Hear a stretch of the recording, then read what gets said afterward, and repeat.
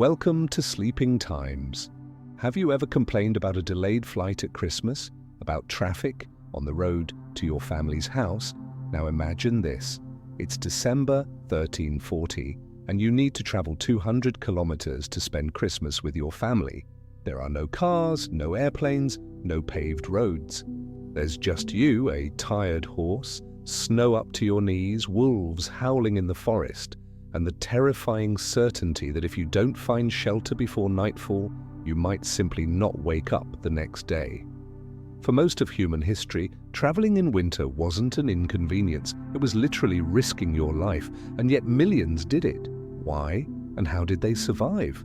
Tonight, we're going to discover together. If you want to learn history while you relax, subscribe now for stories like this every week. Oh, and don't forget to leave a comment below telling us where you're watching from and what time it is there. It's always amazing to see how our community is spread across the world. Now, how about turning off the lights, finding a comfortable position, and preparing yourself for a journey through frozen centuries where every step could be the last, but the destination was worth every moment of suffering. Imagine for a moment you need to travel in winter. You pick up your phone, book a flight, check the weather forecast, and within a few hours, you're on the other side of the country. But what if there were no airplanes? What if there were no heated cars? What if the simple idea of traveling during winter meant risking your own life? For most of human history, traveling during the coldest months of the year, especially around the period we know as Christmas, was a decision that required courage, meticulous preparation, and often a bit of desperation. People didn't travel for pleasure at that time. They traveled out of necessity, to reunite with family, to trade merchandise before supplies ran out, to fulfill religious obligations, or simply to survive. In ancient societies, winter marked a period of natural seclusion. Communities withdrew into their homes, villages, and walled cities. The roads, when they existed, became muddy, frozen, or completely impassable. Rivers that served as trade routes in summer transformed into treacherous sheets of ice. Dense forests, already dangerous under the summer sun, became true deadly labyrinths under the snow. Wolves and other predators, desperate for food, drew closer to human trails. Darkness arrived early and lingered for long hours. Each journey was a test of physical and mental endurance. Can you imagine the feeling of leaving the safety of your home, knowing you might not return? But people traveled. They always traveled, because there is something in human nature that defies even the most brutal winters: the need for connection. During the period that coincides with Christmas, celebrated in different forms by different cultures, this need intensified. It was a time of festivals, of annual trade exchanges, of religious pilgrimages, and above all, of family reunions. In ancient agrarian societies, winter was the only period when fieldwork decreased enough to allow for longer travels. Ironically, it was also the most dangerous time to do so. This contradiction forced people to develop ingenious methods of transportation and survival that in many ways shaped the cultures we know today. Think of medieval merchants who needed to transport their merchandise before the great winter fairs ended. Spices, fabrics, precious metals, everything needed to arrive at its destination before Christmas, when prices reached their peak. Delaying meant losing an entire year's profit. Or consider peasant families who, once a year, made the journey to their feudal lord's estate to pay tributes and participate in mandatory festivities. For many, this was the only trip they would make in their entire lives. It was an expedition that required months of preparation, accumulating provisions, repairing clothes, strengthening footwear, and crucially, choosing the exact moment to depart. Leave too early, and you'd face the first snowstorms. Leave too late, and you'd find the roads already blocked. Preparation for a winter journey in ancient times began long before the first snow fell. Entire families were involved in the process. Women sewed extra layers of clothing using thick wool and, when available, animal hides. Each piece was designed to overlap with the others, creating air pockets that functioned as insulation, a principle that, curiously, we still use in our modern jackets. Men worked on repairing carts, strengthening wheels that would need to traverse frozen mud and packed snow. Local blacksmiths kept their forges constantly burning, producing special horseshoes with nails that provided better traction on ice. Are our winter tires really that different? Provisions were another monumental challenge. There were no gas stations with convenience stores every 50 kilometers. A journey that today takes us 2 hours could take weeks in ancient times. This meant carrying enough food not only for the travelers, but also for the animals, horses, mules, oxen, that pulled the loads.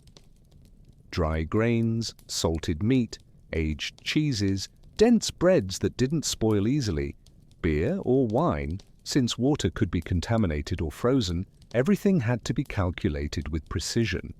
Carrying too little meant going hungry, carrying too much made the journey slower and the animals more tired.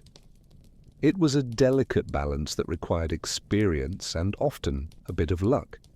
But perhaps the most crucial element of any winter journey was knowledge of the route. There was no GPS, no detailed maps available to the common person. The roads, when they existed as anything more than informal trails through fields and forests, had no signage.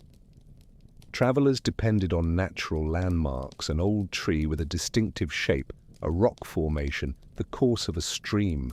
In winter, under layers of snow, these landmarks disappeared. Getting lost wasn't just inconvenient, it was potentially fatal. This is why experienced travelers, those who had made the journey before, were extremely valued. Local guides could charge considerable sums to accompany groups, and their word on when to depart or when to seek shelter was law. How many family stories were lost because someone decided to ignore a guide's advice? Travel speed was another brutal reality. Today we complain when a flight is delayed an hour. We grow impatient in traffic jams, but consider this. In ancient Rome, under ideal summer conditions, a carriage could travel about 80 kilometers per day on the famous Roman roads, engineering marvels that survive to this day. In winter, that distance dropped to perhaps 20 or 30 kilometers, sometimes less. A journey from Rome to northern Italy, which we do in a few hours by car today, took weeks in Roman winter, and that was on the best roads in the ancient world. Outside the Roman Empire, where there were no paved roads, speeds were even slower. 10 kilometers a day was considered good progress in some regions. Overnight accommodations were another source of constant anxiety. Inns existed, especially along the busier trade routes, but they were expensive, often dirty, and not infrequently dangerous. Thieves knew exactly where to find travelers loaded with merchandise. The cheapest inns were little more than barns, where people and animals shared the same space. The heat from the animals helped keep everyone warm during the night. Better inns offered private rooms, fireplaces, and hot food, but at a cost few could afford. Many travelers preferred to camp in the open air, lighting large fires and setting up watch shifts during the night. Sleeping outdoors in winter required specific techniques, choosing the right location, away from prevailing winds, near abundant firewood, but away from trees that could break under the weight of snow. The question of safety was constant and multifaceted. Beyond natural dangers, extreme cold, snowstorms, frozen rivers that could break under weight, there were human dangers. Winter was, paradoxically, both safer and more dangerous for travel. Safer because armies rarely marched in winter, so wars tended to enter a hiatus. More dangerous because that same hiatus left soldiers unpaid, turning many into bandits. Forests near roads became refuges for outlaw groups waiting for vulnerable travelers. Traveling in large groups was the best defense, but it wasn't always possible. Wealthy merchants often hired armed guards. Common families simply prayed and moved on. Different regions of the world developed their own solutions to the problem of winter travel. In Northern Europe and Russia, where snow and ice were guaranteed, sleighs became the primary form of transportation. Pulled by horses, reindeer, or even dogs, sleighs glided over snow with relative ease, much more efficient than wheels at struggling against deep snow. Frozen rivers and lakes transformed into temporary roads, allowing direct routes that would be impossible in summer. But this convenience came with its own set of risks: thin ice, hidden cracks under fresh snow, storms that erased any sense of direction in the white vastness. Experienced travelers carried long poles to test the thickness of ice before venturing onto it. In the Mediterranean and Middle East, where snow was less common, but winter rains turned roads into rivers of mud, other strategies prevailed. Camels, with their wide feet, navigated muddy terrain better than horses or oxen. Mules, valued for their tenacity and steady gait, became even more precious during winter. Some routes were simply abandoned during the rainy season, with merchants waiting months to resume their journeys. In mountainous regions, the Alps, the Pyrenees, the mountains of Anatolia, entire passes closed, isolating communities for months. Those caught on the wrong side of a pass before a major snowfall simply had to wait until spring. Can we really understand the meaning of isolation? The religious dimension of winter travels, particularly around Christmas, added another layer of complexity and motivation. For medieval Christians, making a pilgrimage during Advent, the period of preparation before Christmas, was considered especially meritorious precisely because of the difficulties involved. Suffering along the way was seen as a form of spiritual purification. Monasteries along pilgrimage routes kept their doors open during winter, offering free shelter and food to travelers. These oases of hospitality often meant the difference between life and death. Many monasteries maintained large fires burning all night as beacons for travelers lost in the darkness. Imagine the gratitude, the absolute relief, of seeing that light after hours lost in the snow. The sensory experience of traveling in ancient winter was intense in ways we can barely imagine today. The cold wasn't something you could eliminate with the touch of a thermostat. It was a constant, penetrating presence that seeped through your clothes, settled into your bones, and never really went away. Fingers and toes went numb, then painful, and constant vigilance against frostbite was necessary. Sound was different.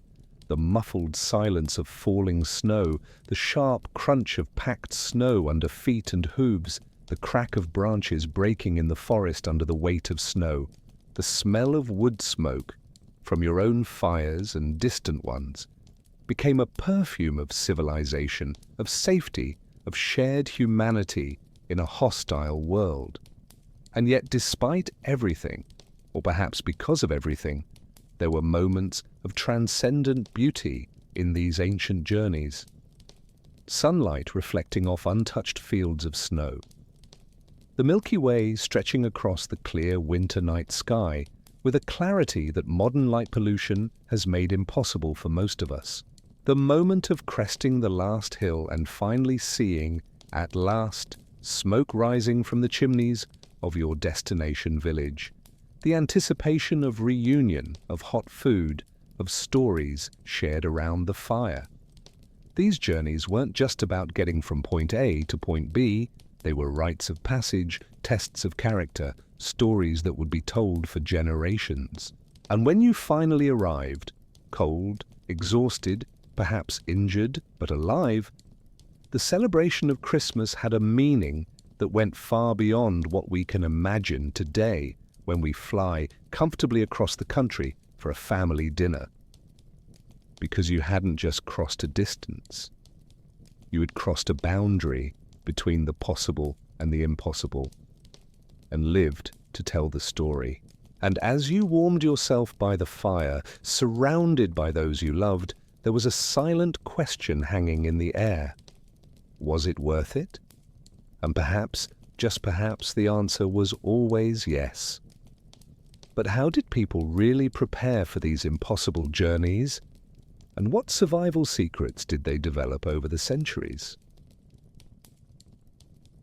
The clothes you wear today were probably chosen with appearance, comfort, and perhaps social appropriateness in mind. But what if every piece of clothing you put on was literally a life or death decision?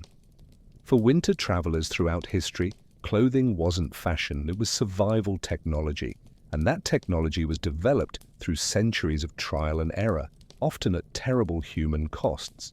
Each culture, each climatic region, developed its own solutions to the fundamental problem: how to keep the human body functioning when the external environment is actively trying to kill it. Let's start with the most basic and universal material: wool. For millennia, sheep's wool was the winter fabric par excellence in much of the world. And it's not hard to understand why. Even when wet, it would get wet from melting snow, freezing rain, perspiration, wool retains its insulating properties.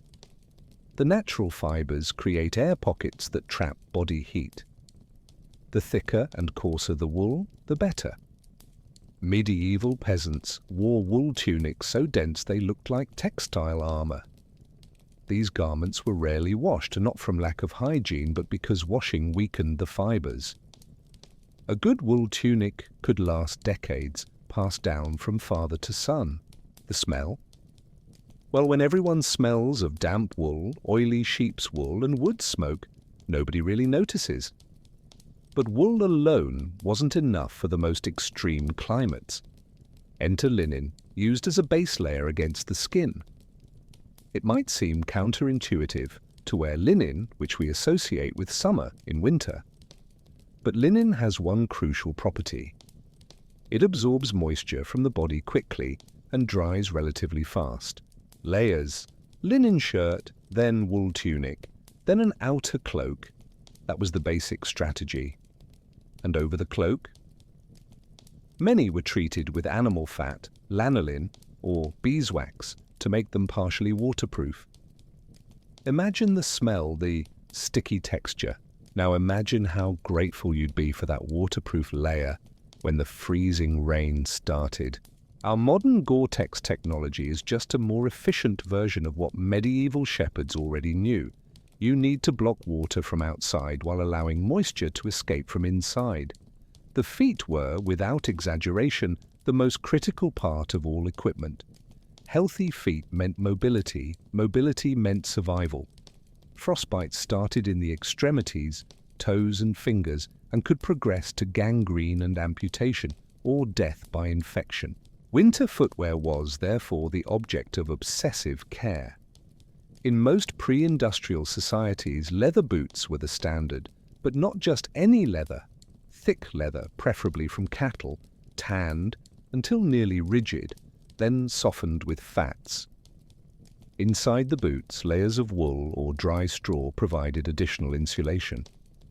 The boots were often oversized, allowing space for these layers and for toe movement. Immobile toes freeze more quickly. Would you trade style for your toes? The choice was literal. The question of hands presented a different dilemma. Hands needed to stay warm, but they also needed to remain functional. Thick gloves kept fingers warm but made it impossible to hold reins, adjust equipment, or, crucially in dangerous situations, wield weapons. The solution? Mittens, leaving fingers free but keeping the palm and wrist covered, or gloves with fingers that could be folded back and fastened.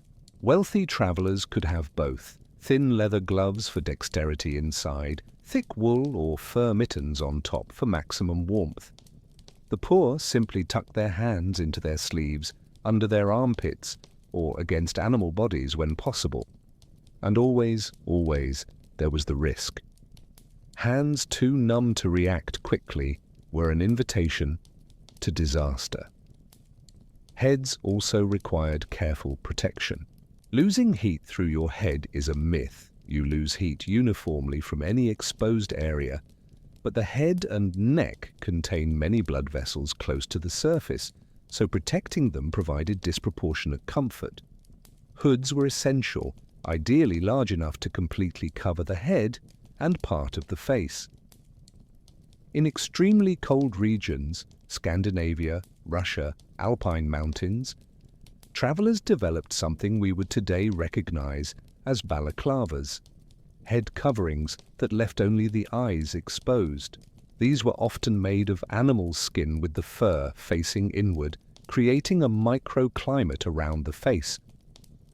Breathing through these coverings in extremely cold air was uncomfortable. Your own breath would freeze, forming ice on the inside of the fabric.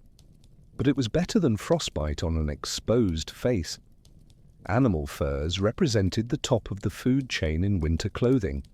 Bear, wolf, fox, rabbit, even squirrel. Each had its characteristics. Bear furs were incredibly warm but heavy and bulky. Wolf furs were valued for being durable and relatively light. Foxes provided luxuriously soft furs that were also functional. Rabbits were abundant and accessible, but less durable. The process of turning a dead animal into a functional piece of clothing was labor-intensive and specialized. The hide had to be cleaned of all meat and fat, then tanned to prevent decomposition, then treated to keep it flexible. The fur had to be kept intact and oriented correctly. Specialized craftsmen, or furriers, were important figures in any large community. A good bear fur could cost as much as a horse. Do we value our modern winter jackets proportionally? The question of changing clothes during long journeys was practically non-existent for most people. You wore what you had. If you got wet, from melting snow, freezing rain, perspiration, or worst of all, falling into freezing water, your options were limited. If you were lucky enough to be near an inn or house, you could dry your clothes by the fire, but that took hours, sometimes the entire night. And while your clothes dried, what did you wear? Many travelers simply continued in wet clothes, relying on body heat to eventually dry them. This practice was dangerous. Wet clothes suck heat from the body much faster than cold air. But sometimes it was the only option. Some experienced travelers carried a change of wool underwear, carefully guarded in a waterproof bag made from animal bladder. This simple luxury could mean the difference between hypothermia and survival. Children presented special challenges. They grew quickly, making investment in specialized winter clothes economically problematic for poor families. The common solution was to make clothes several sizes too large to grow into them.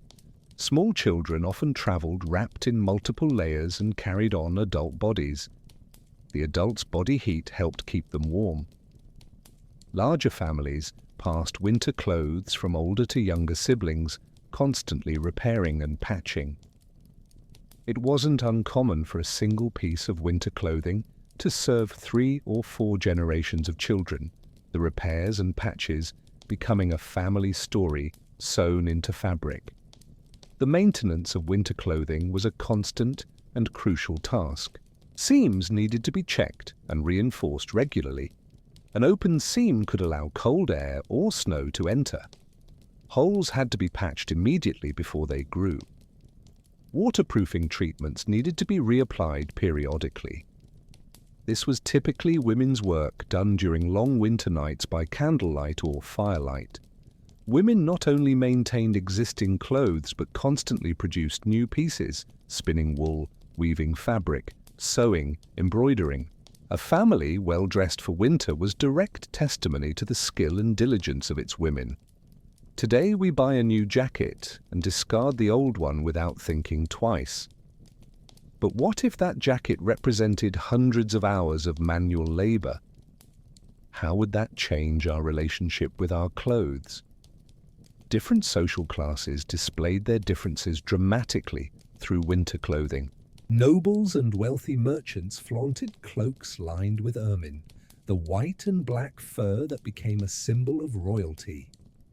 Cloaks of thick velvet, often scarlet or deep blue, dyed with expensive dyes, signaled status. But even these privileged individuals couldn't completely escape the cold. Stone castles were notoriously difficult to heat. Large halls might have enormous fireplaces, but heat rose while cold drafts entered everywhere. Nobles slept in beds with heavy curtains, essentially creating a tent inside the room, and wore sleeping caps to keep their heads warm during the night. Traveling forced even the richest to confront the cold in ways similar to the poor. The difference was quantitative: more layers, better materials, but not fundamentally qualitative. Some occupations developed specialized clothing that anticipated modern technologies in surprising ways. Nordic fishermen and sailors developed dense sweaters with specific patterns, the famous Aran sweaters of the Aran Islands of Ireland, for example, with their cables and complex textures that weren't just decorative but functional, creating a thicker and more waterproof weave. Each family had its own patterns, serving as a form of identification if a sailor was lost at sea. Alpine mountaineers developed long capes with deep hoods, often made of thick wool felt, a material that is essentially wool that has been beaten and compressed until the fibers interlock irreversibly, creating a dense, wind-resistant, and partially waterproof fabric. Today we call this advanced textile technology. For them, it was simply how to survive. The psychology of dressing appropriately for winter journeys should not be underestimated. There was a ritual, a mental preparation that happened alongside the physical. Putting on layer after layer, feeling the weight of survival equipment, was a constant reminder of the seriousness of the journey ahead. It was also a form of control. You couldn't control the weather, but you could control how prepared you were to face it. This sense of agency, however small, was psychologically important. Experienced travelers developed almost superstitious routines: always put the left boot on first, always check specific seams, always carry a particular talisman. These practices had no objective value, but they provided psychological comfort. And on a journey where so much was beyond your control, psychological comfort had real value. Interestingly, many innovations in winter clothing came from peoples who lived permanently in extreme climates.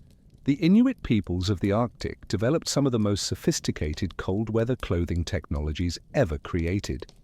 Clothes made from seal and caribou skins, sewn with sinew to create waterproof seams, designed with air spaces between layers, with hoods that could be adjusted to completely protect the face while still allowing vision. When European explorers finally began exploring Arctic regions in the 18th and 19th centuries, those who survived were those who adopted Inuit technologies. Those who insisted on traditional European equipment often died. There's a lesson there about cultural humility and willingness to learn from others. The legacy of these ancient winter clothing technologies surrounds us, though we rarely recognize it. The modern parka derives directly from Inuit designs. The layering system we use today, with the moisture-wicking base layer, insulating middle layer, waterproof outer layer, is essentially the same system medieval shepherds used, just with modern materials. When you wear a wool sweater in winter, you're using the same technology that kept your ancestors alive for thousands of years. The difference is that today it's a choice, a convenience. For them, it was the thin line between life and death. And as we zip up our synthetic jackets and adjust our thermostats, it's worth asking, did we lose something in that transition? Some intimate knowledge of our own bodies, of our capacity for endurance, of the delicate balance between us and the natural world? But even with the best clothes, travelers still had to face the roads, if you could even call them that. What were these arteries of the ancient world really like, and why were so many of them more deadly than the worst roads you've ever seen? The word road evokes, in our modern mind, a quite specific image. Smooth asphalt, painted lines, signs indicating directions and distances, perhaps streetlights and reflective markers. It's a reliable surface that exists independently of weather or season, but this conception of a road is extraordinarily recent in human history, essentially a 20th century development. For the vast majority of history, a road was something much more modest, much more uncertain, and in winter, frequently more theoretical than real. So what exactly was a road for someone traveling in medieval winter or Roman times, or in any period before modern industrialization? Let's start with the gold standard, Roman roads. The Roman Empire built approximately 400,000 kilometers of roads, of which about 80,000 kilometers were high-quality paved roads. The famous Roman viaduct, whose remains still impress today. These were genuine engineering marvels, deep foundations of large stones, layers of gravel and sand, surface of carefully fitted paving stones, slight curvature for water drainage. Built primarily for rapid military movement, these roads also facilitated trade and communication. During summer they were magnificent. But in winter, even the best Roman roads faced serious challenges. Paving stones became slippery with ice. Snow accumulated between the stones, and crucially, maintenance, which was constant and necessary even in summer, dropped drastically in winter. A well-maintained Roman road was fantastic. A neglected Roman road was only marginally better than no road at all. And these Roman roads were rare exceptions. Outside the empire's boundaries, and after the empire fell in the 5th century in Western Europe, paved roads simply didn't exist for most people. What existed were paths, trails established by repeated use, routes that connected one place to another because generations of people and animals had walked there. In summer, these paths were visible, marked by trampled vegetation and compacted earth. In winter, under snow, they disappeared completely. Imagine trying to follow a road you can't see through a landscape that looks identical in every direction. Trees covered in snow, white fields with no distinctive features, even frozen rivers that could be mistaken for fields. It's like trying to find a specific address in a strange city without GPS, without a map, without street signs, and with half the buildings hidden by fog. How many travelers do you think died just a few kilometers from their destination, simply because they couldn't find it in the snowstorm? Mud was, in many ways, worse than snow. Snow at least had a solid quality when compacted. You could walk on it, sleighs could slide over it. Mud was liquid betrayal, and winter, in much of Europe and the Americas, wasn't just snow. It was cycles of freezing and thawing that transformed roads into swamps of frozen mud in the morning, liquid mud at midday, frozen mud again at night. Cartwheels sank to the axles, horses and oxen struggled, muscles tense for each step. Animals could easily break legs in holes hidden under mud, and a horse with a broken leg meant not just loss of transportation, but loss of an enormous economic investment. Many journeys were simply abandoned, travelers camping for days waiting for the road to dry or freeze enough to become passable again. Bridges were rare and precious luxuries. Most rivers and streams were crossed at fords, shallow places where it was possible to walk or ride through the water. In winter, these fords presented unique problems. Freezing water could cause hypothermia in minutes if you fell. Currents, increased by rain and melting snow, could be stronger than in summer, and frequently fords became simply impassable. Too deep, current too strong, water too cold to risk. Larger rivers could be crossed by ferries, wooden platforms pulled by ropes or rowed. But ferries operated by humans often closed in winter. The operators simply didn't want to risk their lives. Where bridges existed, usually built and maintained by monasteries, merchant guilds, or local authorities, they were often made of wood and could be damaged by floating ice or winter floods. A broken bridge could mean a detour of days or weeks. The few stone bridges that existed, Roman legacies or newer constructions in prosperous cities, were so valuable that they frequently had tolls.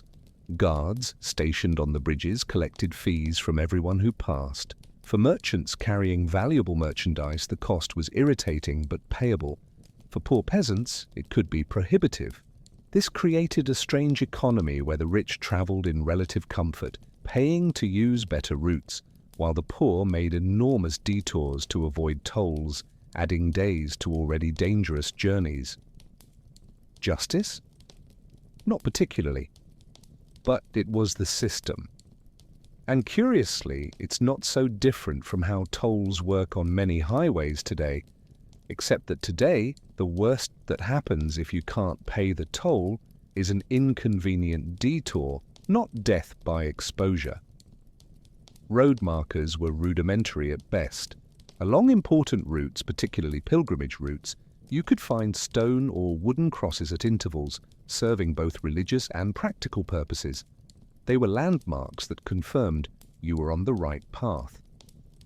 Some of these markers even included basic distance information, carved or painted. But most roads had no markers at all. You depended on local knowledge, transmitted orally. Follow the stream to the big split rock, then turn toward where the sun sets. Instructions perfectly adequate in summer when you could see the stream and the rock. Less useful when everything was covered by half a meter of snow. And where the sun sets was problematic when the sky was overcast for days.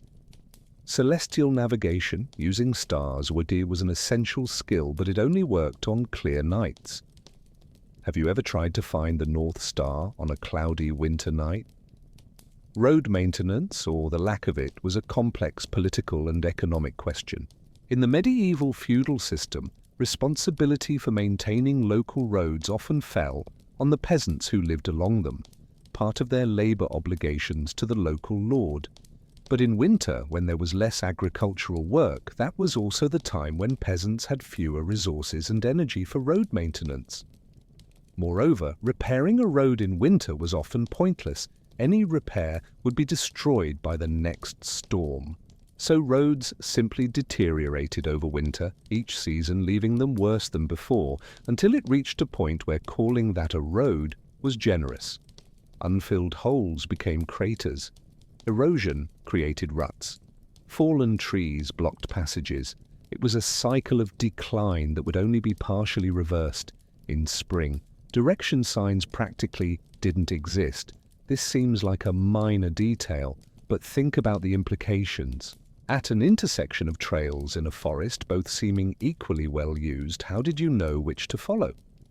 There were no signs saying to London, 80 kilometers. Travelers depended on guides or on prior knowledge of the route. Traveling to a place for the first time in winter was extraordinarily risky. It was like trying to find a specific address in a strange city without GPS, without a map, without street signs, and with half the buildings hidden by fog. Many travelers simply didn't try. They waited for spring or hired local guides at exorbitant prices. Knowledge of routes was literally a valuable economic resource. People who knew the way could charge for that knowledge, and they did. Different regions developed unique strategies based on their particular geographies. In Scandinavia and northern Russia, as we mentioned, frozen rivers and lakes became the best winter roads. Smooth, direct, without obstacles. But these routes also came with unique dangers. Ice could look solid, but have thin areas. Springs or underwater currents could create invisible weak points. Snowstorms over ice made it impossible to see these weak points until it was too late. Experienced travelers learned to read the ice, observing color, texture, sounds it made underfoot. But this knowledge took years to develop, and even experts made fatal mistakes. Falling through ice into freezing water was essentially a death sentence. You had minutes before extreme cold incapacitated your muscles. And who would be nearby to save you in the frozen vastness? In mountainous regions, winter roads followed completely different principles. Passing through deep valleys could be more protected from wind, but they were also traps of cold air and could be blocked by avalanches. Routes at higher elevations were more exposed, but less prone to blockages. Avalanches were a constant and unpredictable danger. A single storm could deposit enough snow on a slope that the next group of travelers, whose steps or the sound of their animals, would trigger a catastrophic slide. There were no avalanche forecasts, no avalanche control. You simply traveled and hoped. Some mountain passes had shelter areas, small stone structures where travelers could wait if caught by storms. These were maintained by monasteries or local communities as acts of charity. Finding one of these shelters during a blinding snowstorm was literally the difference between life and death. The concept of speed was radically different. Today, if a road forces us to slow from 100 km/h to 60 km/h, we get frustrated. But on ancient winter roads, 5 kilometers a day was respectable progress in bad conditions. Some days you made no progress at all. You woke up, looked at the storm outside, and simply decided that trying to travel would be suicide. This forced patience, this submission to time and conditions, was a fundamental psychological reality of pre-modern life that simply no longer exists for most of us. We have deadlines, schedules, expectations that we'll be in certain places at certain times. They had hope. Hope that they would eventually arrive, but no certainty, no guarantee. How would you plan your life with that level of uncertainty? Roads were also complex social and political spaces. They were the only places where people of different classes, regions, and occupations regularly mixed. Pilgrims traveled alongside merchants, soldiers with peasants. This mixing created both opportunities and dangers. Information was exchanged, news of wars, rumors of plagues, commodity prices in different cities. Alliances were formed, individual travelers joining together for mutual safety. But roads were also places of weak law, far from any authority. In a storm where witnesses were unlikely, what stopped the strong from robbing the weak? Sometimes nothing. Many roads had reputations. The road of the hanged, the valley of thieves. These reputations weren't folklore, they were real warnings based on real incidents. Comparing all of this to our modern experience of winter travel, the contrast is vertiginous. We drive on ploughed and salted roads. We have heating in our cars. GPS tells us exactly where we are and how much farther. We can check weather conditions days in advance. If something goes wrong, we have cell phones to call for help. Road assistance can arrive in hours. And yet, even with all this technology, winter still causes accidents, road closures, delays. What does that tell us about how brutal it was to travel without any of these protections? And yet people traveled, millions of them, over centuries, because they needed to, or because they wanted to, or because they had no choice. The roads, such as they were there, a tenuous promise that it was possible to go from one place to another. Sometimes that promise was kept, sometimes it wasn't. But even knowing that a road existed, that others had traveled that path before and survived, was a form of hope. And on long winter nights, hope was sometimes all you had. But roads were only part of the equation. To traverse these impossible roads, you needed partners, animals that were simultaneously transportation, tool, and companion. How was it to entrust your life to a creature that didn't speak your language, but understood winter better than you? Close your eyes for a moment and imagine that your life depends completely on another living being, a being you can't really control, who has their own will, their own fears, their own physical limits. Now imagine that being is a horse, or an ox, or a mule, and you're in the middle of a snowstorm days away from civilization. That was the reality for countless travelers throughout history. The animals that pulled carts, carried merchandise, and transported people weren't just tools. They were partners, often literally life-or-death companions. The relationship between human and working animal in the context of winter travel was intimate, complex, and absolutely crucial. Understanding these animals, their needs, capacities, and limitations, was as important as understanding roads or weather. So, what animals were used, how were they cared for, and what happened when they failed? The horse was, and remains in our imagination, the quintessential travel animal. But horse is a broad category that encompassed dozens of breeds with very different characteristics. War horses, large, powerful medieval destriers, were completely inadequate for winter travel. They consumed enormous amounts of food, required constant care, and were too nervous for the patient. Slow work required by winter conditions. Working horses, breeds like the French Percheron or the English Shire, were much better, strong, relatively calm, accustomed to hard and prolonged work. But even these gentle giants had serious limitations in winter. Their large hooves, so useful in ploughed fields, sank deeply into snow. Their hooves needed constant cleaning to prevent ice from accumulating, causing pain and lameness. A limping horse in the middle of winter was a potential crisis. Feeding horses during winter journeys was a monumental logistical challenge. An adult working horse needs approximately 10 to 15 kilograms of hay per day, plus several kilograms of grain if working hard. On a 2-week journey, that means transporting hundreds of kilograms of forage that the horses themselves would need to pull. It was a frustrating mathematical problem.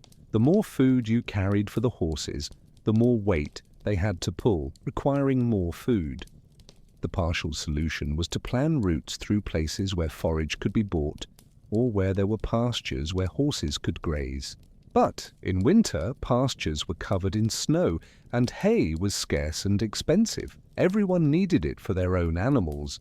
Hay merchants along popular routes could charge exorbitant prices knowing that travelers had no alternative. Have you ever felt exploited at a highway rest stop? Imagine that feeling, but knowing that not paying means your horse dies and you're stranded. Mules, hybrids of horses and donkeys, were, in many ways, superior to both parents for winter travel. More hardy than horses, stronger than donkeys, mules could work in conditions that would bring down pure animals. They ate less, complained less, although mules are famous for their stubbornness, which is really more intelligence. A mule simply won't do something it believes is dangerous, and had harder, more resistant hooves. On mountainous terrain, mules were unmatched. Steady gait, ability to navigate narrow trails, apparent instinct for unstable ground. Roman legions used mules extensively for supply transport for good reasons. Experienced merchants often preferred mules to horses. The disadvantage? Mules are sterile, they cannot reproduce. Each mule had to be produced deliberately by crossing a male donkey with a mare, a process that didn't always work and required keeping 2 types of animals. This made mules more expensive and less available than horses or oxen. Oxen, usually castrated bulls, were the working choice for many peasant families and merchants of heavy goods. Slower than horses or mules, certainly, but also stronger, cheaper to feed. They could survive on lower quality forage, and calmer. A well-trained ox was a remarkably patient creature, willing to pull heavy loads for hours without complaint. In winter, these qualities were invaluable. Oxen also had cloven hooves that provided better traction on ice and packed snow than the solid hooves of horses. And crucially, if things became truly desperate, an ox could be slaughtered for food, a horrible option, but one that saved lives in extreme situations.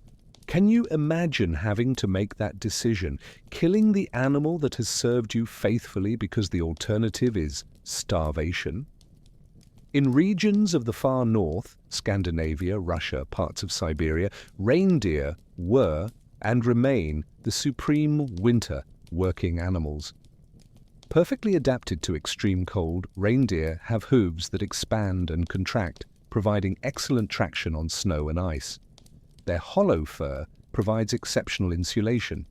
They can find food, lichens, mosses, under the snow. The Sami peoples of Scandinavia developed an entire culture around reindeer herding, migrating with large herds, using reindeer for transportation, food, clothing. For travelers who could obtain them and knew how to manage them, reindeer were ideal. But outside their native regions, they were rare and required specialized knowledge. You couldn't just buy a reindeer and expect it to behave like a horse. Different animals require completely different management and care techniques. Dogs, especially in Arctic regions, formed sled teams that were fast, efficient, and adaptable. A sled dog team could traverse deep snow where horses would struggle, could be fed on dried fish or meat, more available in coastal regions, than grain or hay, and didn't require the same complex facilities as larger animals. Dogs also provided warmth during stops. It wasn't uncommon for travelers to sleep surrounded by their dogs. The expression three-dog night referred to a night so cold you needed 3 dogs sleeping with you to stay warm. But dogs also presented challenges. They could fight each other, required extensive training, and couldn't pull loads as heavy as horses or oxen. They were specialized, perfect for certain conditions and inadequate for others. It's interesting, isn't it, how even today we choose different types of vehicles for different conditions. SUV for snow, compact car for city. We're just making the same strategic choice our ancestors made with animals. The care of these animals during winter journeys was laborious and constant. Each night, animals needed to be unsaddled, fed, sheltered as best as possible. Hooves needed to be checked and cleaned. Accumulated ice needed to be removed, stones or thorns extracted. Harnesses and saddles needed to be checked for friction points that could cause wounds. Wounds on a working animal, even small ones, could become infected and incapacitate the animal within days. In winter, when movement was limited and sanitary conditions were poor, infections were especially dangerous. Experienced travelers carried basic treatments, oils to rub on cracked hooves, salves for wounds, sometimes even specific medicinal herbs for animals. Knowledge of basic veterinary care wasn't optional. It was necessary for survival. Shelter for animals was as important as for humans. Ideally, inns had stables where animals could be kept protected from wind and snow, but stables cost money, sometimes as much as human accommodation. Poor travelers often slept alongside their animals, sharing warmth.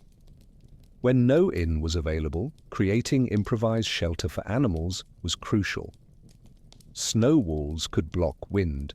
Blankets or tarps could cover animals. In extreme conditions, travelers created small snow enclosures where animals huddled together, their collective bodies generating heat. Leaving animals completely exposed during the night in extreme temperatures often meant finding them dead in the morning, dead from hypothermia, or so weak they couldn't continue. And a dead animal wasn't just loss of transportation, it was loss of an economic investment that many families couldn't replace. The emotional relationship between humans and working animals varied tremendously. For wealthy merchants who owned many animals, each was largely interchangeable, an economic tool. But for peasant families who owned perhaps one ox or horse, that animal was a family member. It had a name, a personality, a history. Children grew up alongside these animals. They were fed before the human family in times of scarcity, because without the animal, the family couldn't work the land or travel. There are countless historical and folkloric stories of people risking their lives to save animals, bringing them inside houses during extreme storms, sharing last rations of food. This intimacy with animals, based not on sentimentality but on mutual dependence for survival, is something most of us have completely lost. How many of us really depend on another living being so totally?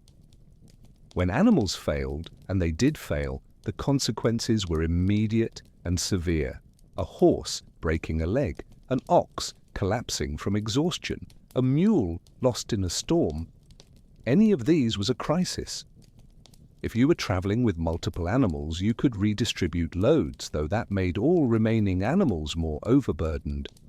If you had only one animal, your options were terrible. Abandon your cargo and continue on foot, if possible. Wait in place and hope for help, which might never come, or try to carry your cargo yourself, usually impossible.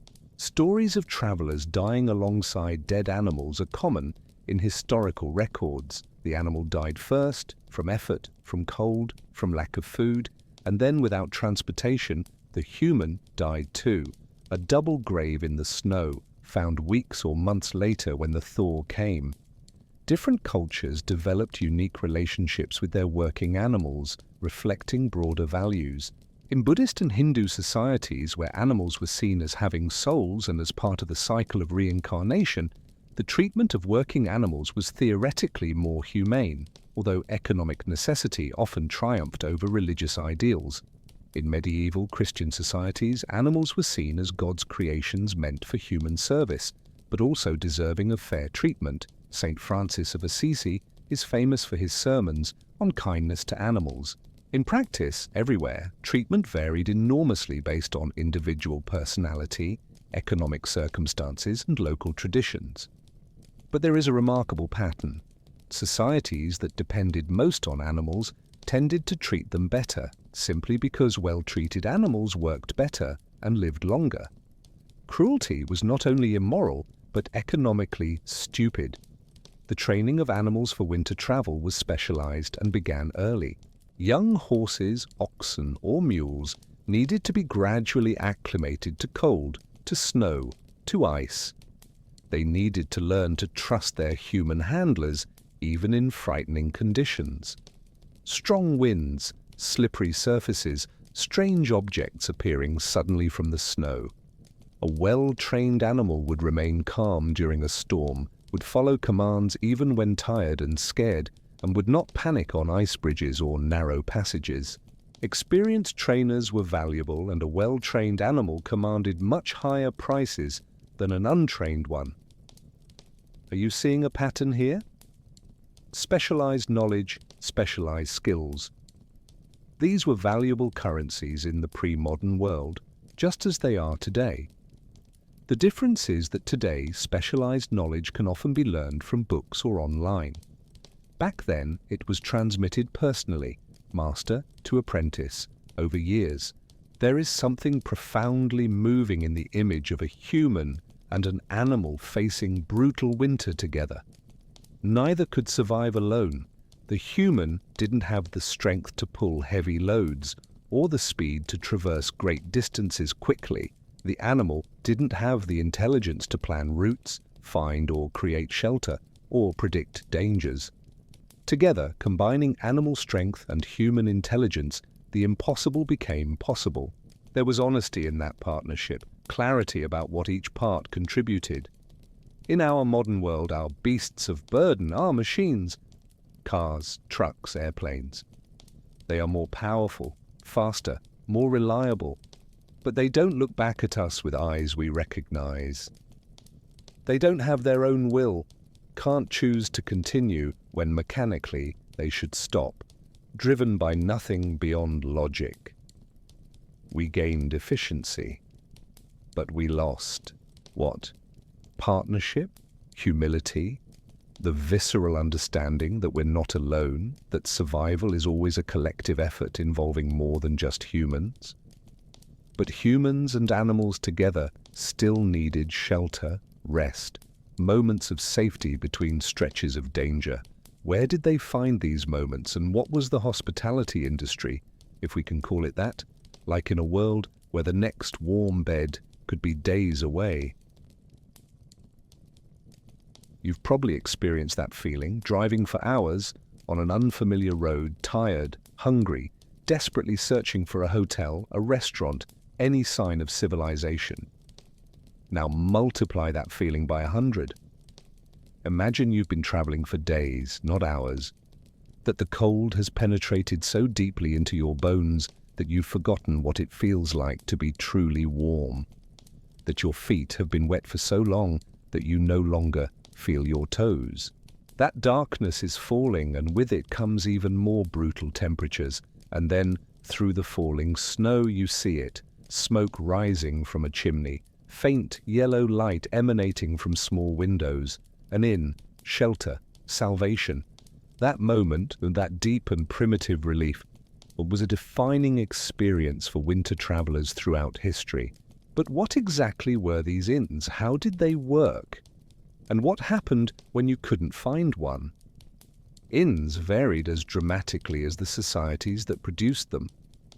At best, in large cities along important trade routes, an inn could be a substantial establishment, a 2- or 3-story building, separate stables for animals, multiple rooms for guests, a large common hall with an enormous fireplace, a kitchen producing hot meals.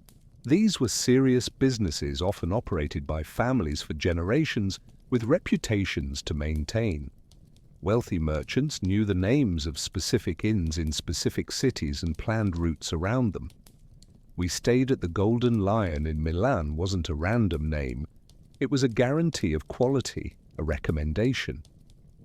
Some of these historic inns still exist today, operating for 5, 6, 7 centuries. Imagine the stories their walls could tell. But these premium inns were exceptions. Most establishments that called themselves inns were much more modest, perhaps just a large house where the family living there rented space to travelers. There were no private rooms. You slept in the common hall on the floor or on benches alongside all the other guests. The bed could be nothing more than fresh straw spread on the floor, perhaps covered with a rough cloth.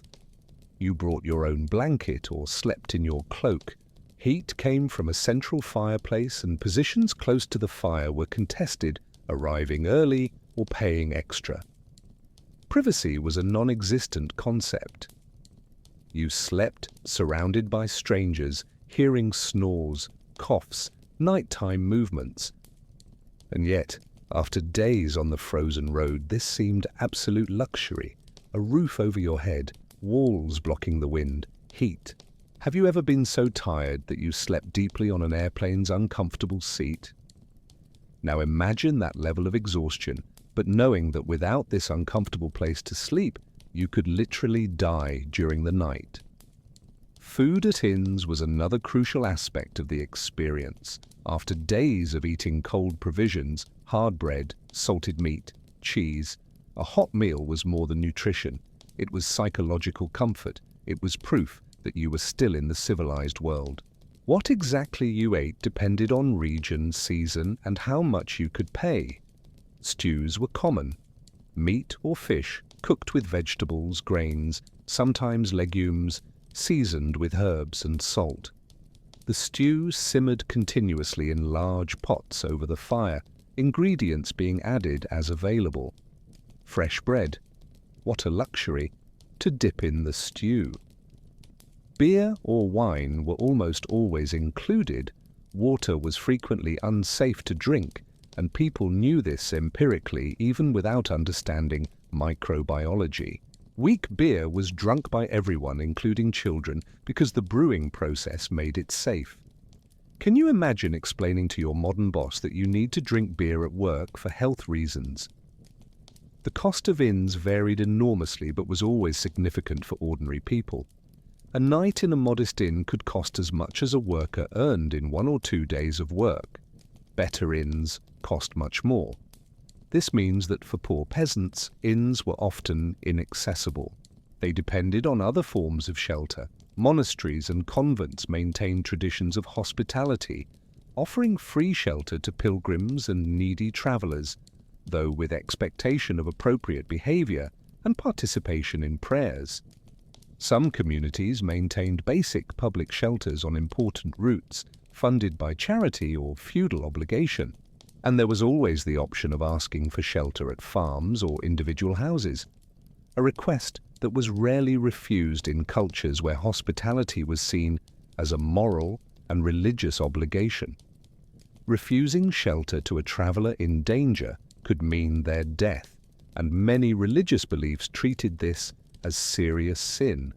Safety, or the lack of it, in inns was a constant concern. You were sleeping surrounded by strangers, some of whom could be criminals looking for easy targets. Theft was common. Merchants slept literally on top of their merchandise or tied money pouches to their bodies. Rooms with locking doors were rare and expensive luxuries. Women traveling faced additional dangers and usually only traveled with male relatives or in groups. Some inns had terrible reputations, places where travelers disappeared. There were stories, some true, many exaggerated, but all based on real fears, of innkeepers who drugged guests and robbed them, or even killed them. The story of Sweeney Todd, the murderous barber of London, has roots in these real historical anxieties. In response, travellers developed strategies. Never travel alone if possible, keep one group member awake at night as a watch, sleep with weapons within reach, check alternative exits upon arrival. Paranoia, perhaps? Or perhaps just sensible prudence. Innkeepers were fascinating figures. Part entrepreneurs, part social workers, part intelligence informants. A good innkeeper knew the roads, the weather, which routes were open or closed, where dangers lay. Smart travellers consulted innkeepers before proceeding, paying for information as much as for shelter.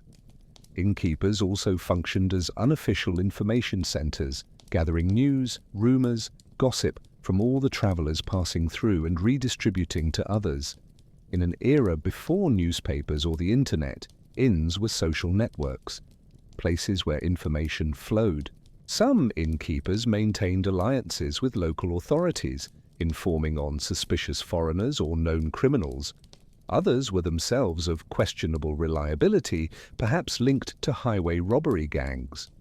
Entering an unfamiliar inn was always somewhat a gamble. You trusted you were in safe hands, but you were never absolutely certain. The architecture of inns reflected the harsh realities of winter. Windows were small, glass was expensive, and large windows meant heat loss. Many windows didn't even have glass, just wooden shutters that were closed at night. Ceilings were low, helping to retain heat. Floors were often packed earth or stone, covered with straw, or rushes that absorbed dirt and provided some insulation. Fireplaces were enormous, often large enough to walk into, not for extravagance, but out of necessity. Keeping a large fire burning 24 hours a day during winter required enormous quantities of firewood, and someone had to stay awake at night to feed the fire.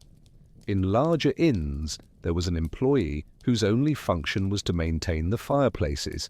Letting the fire go out during a cold night could mean death by hypothermia for guests, especially children, the elderly, or the sick. Monasteries and convents played a crucial role in the infrastructure of winter travel, particularly along pilgrimage routes. Monasteries maintained the tradition of hospitality, mandatory hospitality to all travelers without charge. This came from Christian teachings about charity and the parable of the Good Samaritan, but also had practical dimensions. Monasteries benefited from travelers. They received news from the outside world, voluntary donations from grateful guests, opportunities to convert or educate. Some monasteries became famous for their hospitality. The Hospice of Great St. Bernard in the Swiss Alps, operating since the 11th century, famous for its St. Bernard dogs that rescued lost travelers.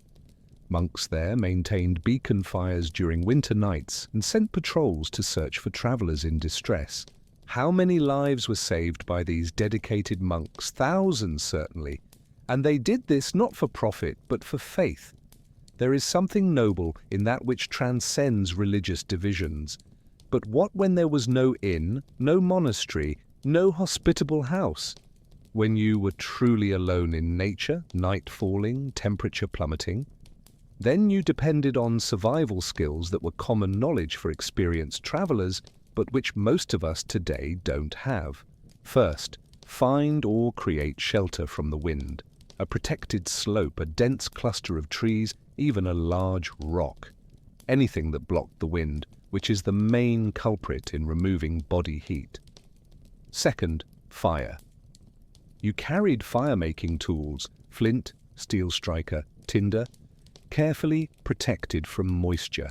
Making fire in snowy conditions required technique, finding dry wood, usually dead branches, still attached to trees protected from ground snow, creating a dry base of branches to prevent the fire from melting into the snow, carefully feeding small flames until they grew. Losing your fire during the night could be fatal. Improvised shelters took various forms. In deep snow, you could literally dig into it, creating a snow cave. The interior could be several degrees warmer than the outside, protected from the wind. The Inuit peoples developed sophisticated igloos based on this principle, but even a simple excavated cave offered protection. Tree branches could be arranged as a windbreak. Your cloak could be stretched over branches to create a canopy. These weren't comfortable. You'd spend a miserable night, semi-frozen, sleeping in fragments between feeding the fire and checking that extremities were still functional. But it could keep you alive until dawn. And dawn, the promise of sunlight, and the ability to keep moving was all you needed. Survival, in these contexts, didn't mean comfort. It meant simply not dying. Expectations were radically different. The concept of hospitality carried much greater moral and religious weight in pre-modern societies than it does today. Practically all religious traditions, Christianity, Islam, Judaism, Hinduism, Buddhism, emphasize duties of hospitality. Refusing food or shelter to strangers was seen not just as cruelty, but as violation of religious commandment. This wasn't abstract kindness, it had roots in practical reality. In a world where travel was dangerous and unpredictable, anyone could find themselves in need of help. The stranger you help today could be you tomorrow. It was a form of distributed social insurance. By helping others, you created a culture where you would be helped when you needed it. Today we have formal systems for this: hotels, travel insurance, emergency services. But something was lost too. The personal, direct obligation to help another human in need, not because it's your job or because you'll be paid, but simply because they are human and they are there. When was the last time you invited a complete stranger into your home because they needed shelter? The sensory experience of finally reaching shelter after a long winter journey was intense and memorable. First, visual, seeing smoke or light through darkness or snow. That moment of hope, almost disbelieved. Then as you approach, sounds, human voices, animals in the stables, the comforting sounds of civilization. Smells, wood smoke, cooking food, closed spaces crowded with people. Smells we would normally consider unpleasant, but which in context meant safety. And then crossing the threshold, the physical sensation of heat. If you've been truly cold for hours or days, sudden warmth almost hurts. Your fingers begin to tingle painfully as circulation returns, your skin burns. But it's a welcome pain because it means you're alive, that you made it, and then eventually allowing yourself to relax. Let constant vigilance diminish, eat, drink, perhaps talk with other travelers, hear their stories, share yours, and finally, sleep. Real sleep, deep, restorative sleep. Not the semi-conscious, alert sleep you had on the road, but true rest. Comparing this to modern experience, today, if your car breaks down, you call roadside assistance. If you're tired, you stop at a hotel you reserved on your phone. If you're hungry, there's a restaurant. These conveniences are so ubiquitous that we rarely notice them until they fail. When power goes out during a winter storm, when roads close, when systems break down, suddenly we get a glimpse of that ancient vulnerability. And it's terrifying, even with all our modern resources. What does that tell us about what it was like to live with that vulnerability as a standard condition of life? It created, I think, a profound humility, an acceptance that you weren't in control, that forces greater than you, nature, luck, divinity, however you conceptualized it, determined your fate. And it also created a deep gratitude for moments of safety, for the kindness of strangers, for small mercies. These inns, these shelters, weren't just buildings. They were symbols of shared humanity, beacons of hope in the literal and metaphorical darkness of winter. They said, "You are not alone. Others have passed through here. You can rest, and tomorrow you will continue." But continue to where exactly? How did people navigate through this world without maps, without GPS, without certainty? What stars and signs and secret knowledge guided them through the white vastness? If you're enjoying this journey through the stories of Christmas across the centuries, leave your like on this video. Every like shows us that this content is resonating with you and motivates us to bring more fascinating stories. And if you haven't subscribed to Sleeping Times yet, this is the perfect moment. We have many other historical journeys waiting for you. What period of history would you like to explore with us next? Leave your suggestion in the comments. Now let's continue our journey, that we still have much ground to cover. Pick up your smartphone now, or just imagine it. Open your Maps application. See that pulsing blue dot? That's you, positioned with precision within a few meters thanks to a constellation of satellites orbiting Earth. Type in any destination and instantly you receive multiple routes, time estimates, traffic alerts, even street views of places you'll pass. It's so common, so mundane that we barely think about it. Now erase all of that. Not just the smartphone, erase the knowledge of satellites, of accessible printed maps, of street signs, of numbered addresses, of latitude and longitude coordinates. You're in a snow-covered forest, or in a featureless frozen plain, or in a mountain range where every snow-covered peak looks identical to the next. And you need to reach a specific place, and a city, a village, a house that could be days or weeks away. How do you do it? How did anyone do it? The answer is with great difficulty, carefully accumulated knowledge, and a good dose of luck. Winter navigation was perhaps the most crucial and least appreciated skill of the entire ancient travel experience. The most basic method of navigation was simply following established trails. As we discussed, these roads were usually just paths marked by repeated use. In summer, you could see where generations of feet and hooves had worn away vegetation, compacted soil, created a visible line through the landscape. In winter, under snow, these trails disappeared visually. But experienced travelers learned to read the terrain in other ways. Established trails usually followed the topography of least resistance, following valleys instead of unnecessarily climbing hills, crossing rivers at their shallowest points, avoiding swamps and difficult terrain. By understanding these principles, you could often guess where a trail would probably go, even when you couldn't see it. It was less exact science and more intuitive art, developed through years of experience. And yet, it was easy to go wrong.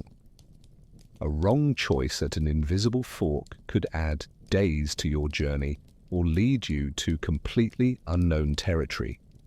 Landmarks, natural or man-made features that were distinctive and durable, were crucial. A particularly large or unusually shaped tree, a rock formation, a hill with a characteristic profile, a specific curve in a river. These were the pins on any traveler's mental map. Routes were often described as sequences of these landmarks.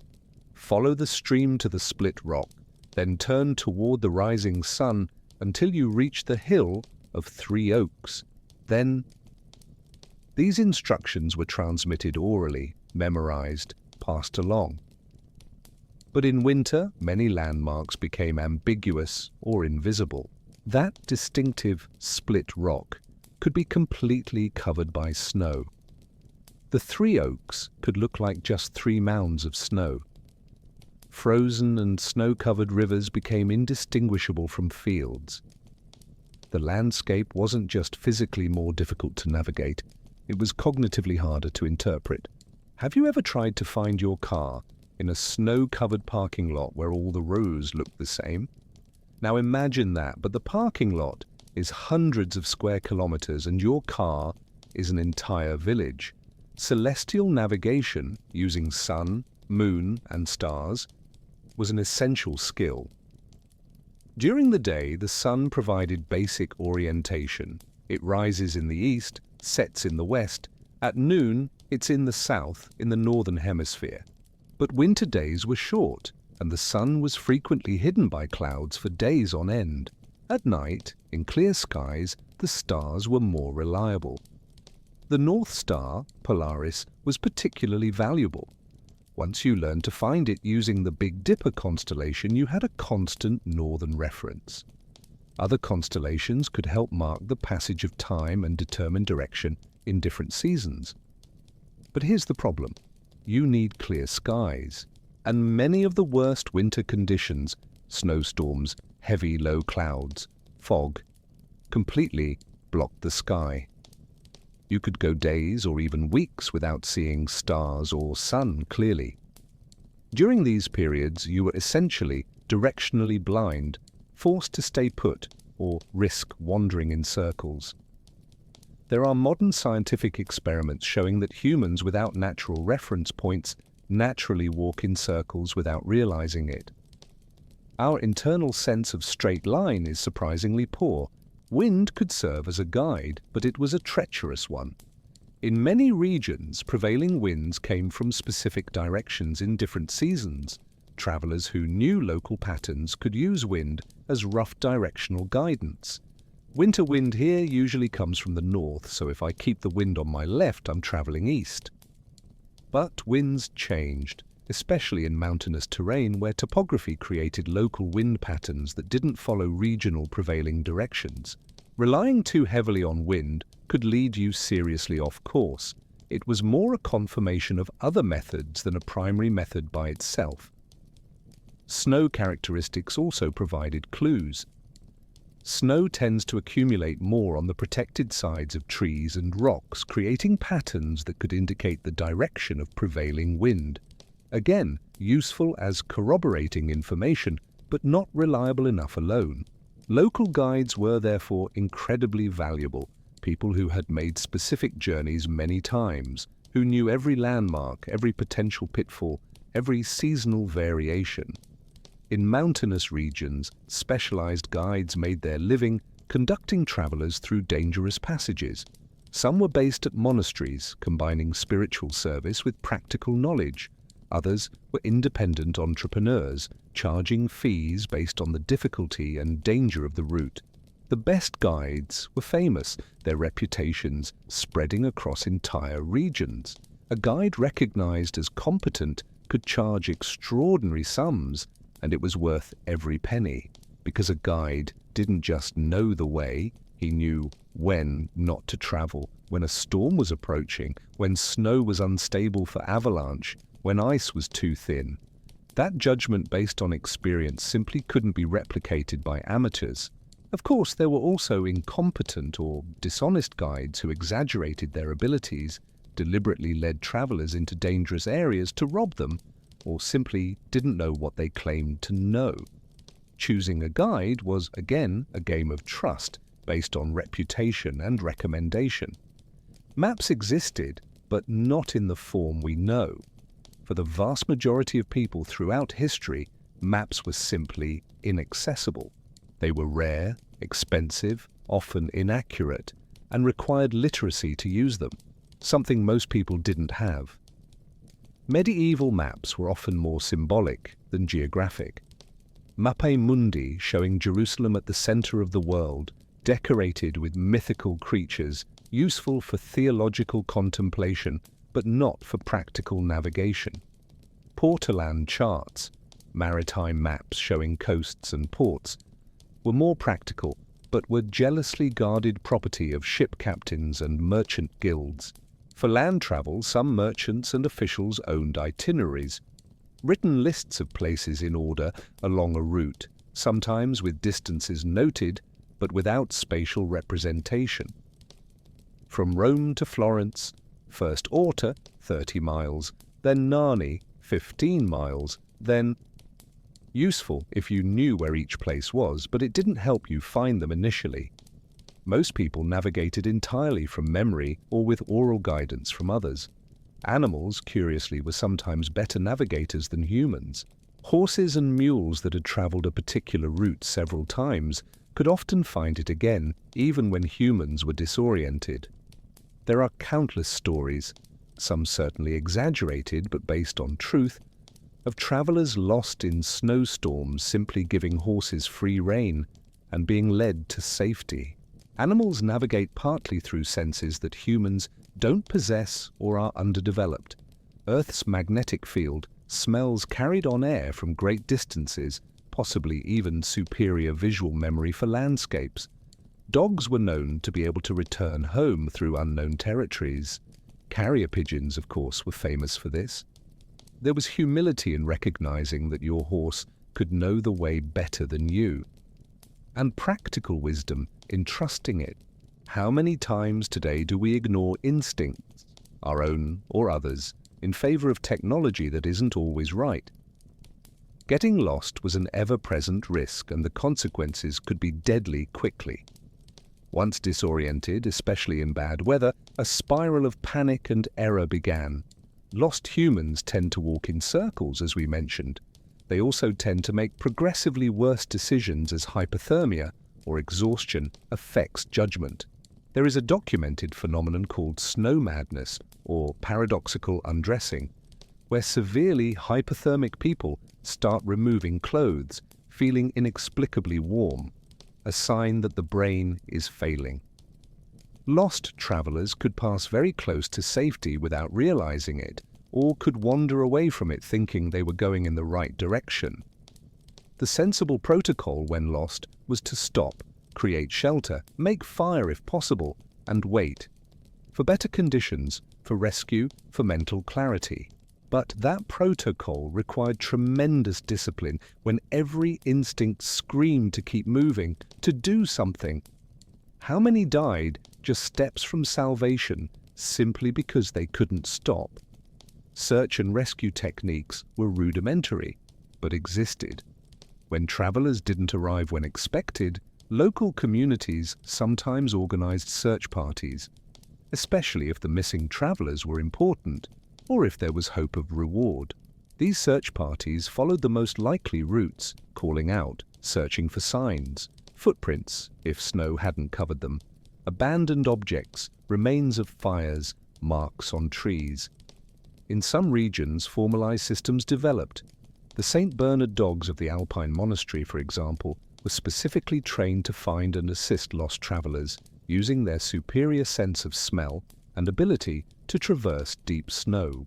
Monks accompanied the dogs, carrying basic medical supplies and brandy. A famous image of the St. Bernard with a barrel around its neck has historical basis, though exaggerated by popular culture. But in vast wilderness areas, search parties could search for days or weeks without finding anything. Many lost travelers were simply never found, their bodies emerging only with the spring thaw, sometimes years later. The psychology of navigation under stress shouldn't be underestimated. When you're cold, tired, perhaps hungry, possibly afraid, your ability to think clearly diminishes. Navigation decisions require focused attention, functional memory, rational judgment, all cognitive functions that deteriorate under physical stress. This created a vicious cycle. Bad conditions made navigation physically harder, which caused stress, which degraded navigation ability, leading to more errors, more stress. Experienced travelers learned techniques to manage this, taking regular breaks to rest and assess, discussing navigation decisions in groups rather than relying on individual judgment, establishing checkpoints. If we don't see landmark X by noon, we turn back and try a different route. These were cognitive strategies developed empirically long before any formal science of psychology existed. People learned, through trial and often fatal error, how their brains worked under pressure. And they shared that knowledge. Different cultures developed myths, stories, and superstitions around navigation and getting lost. Will-o'-the-wisps, mysterious lights supposedly leading travelers off the path, appear in folklore throughout Europe. Today we understand these are probably marsh gas combustion or other natural phenomena, but for medieval travelers, they were literally malevolent spirits trying to kill you, and functionally, the effect was the same. Following strange lights at night was dangerous and often fatal. Superstition had survival value. Stories of guardian spirits helping lost travelers served a similar psychological purpose, providing hope and mental strength to continue. If you believe that saints or angels are guiding you, you might find reserves of strength you didn't know you had. The belief didn't need to be literally true to be functionally useful. It's fascinating how the human mind develops psychological tools to deal with extreme situations, wrapping practical insights in religious or mythical narrative. Navigation technologies improved slowly over the centuries. Magnetic compasses, invented in China and reaching Europe around the 12th century, revolutionized maritime navigation first. But terrestrial compasses also became available. Expensive devices, certainly, and not perfect. Magnetic declination between magnetic north and true north wasn't well understood, but still immensely useful. A wealthy merchant or official traveling in the 15th century could carry a compass, giving them significant advantage over those navigating only by sun and stars. In the 17th century, mechanical clocks were improving, allowing determination of longitude for maritime navigators, though this didn't help much terrestrial travelers. Maps gradually improved in accuracy as surveying techniques developed, but these improvements were slow, uneven, and generally accessible only to elites. For the common person, navigation methods in 1700 weren't dramatically different from 1200 or even 700. Today, navigation is so easy that it's invisible. You don't think about it, it just happens. And when GPS fails temporarily, we feel momentarily lost and disoriented even in our own city. We've lost not just the old navigation tools, but the cognitive skills that accompanied them. Few of us can reliably find Polaris. Even fewer can estimate distances traveled or navigate by the sun's position.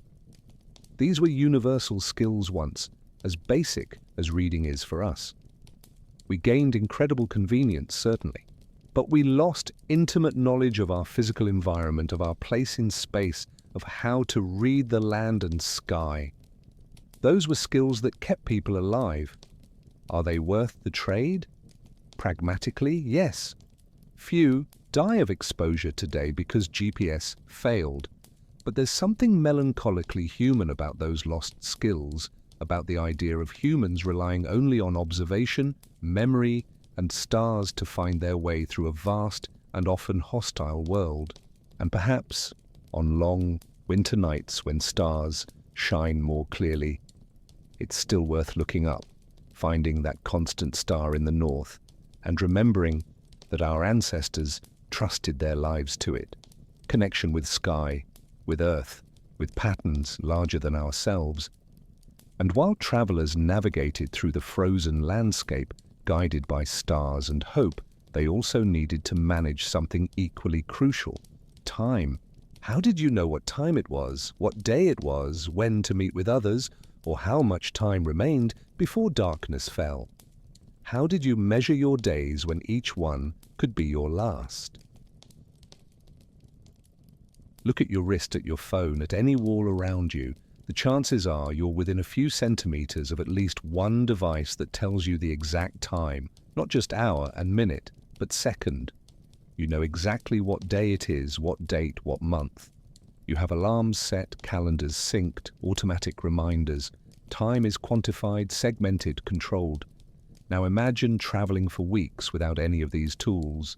Without a watch, without a calendar, without a reliable way to know the exact time or even what day of the week it is.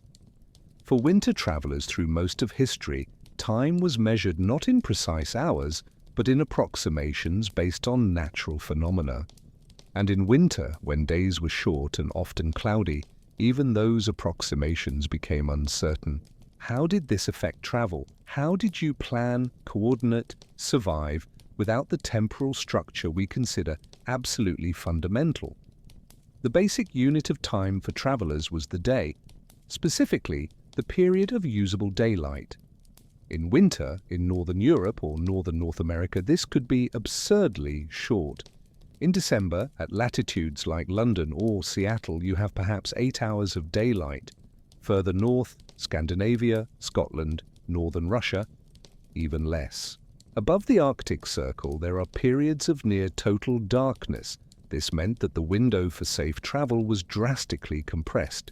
You woke at dawn, not because an alarm went off, but because you trained your body to, and because sleeping past available light was waste you couldn't afford.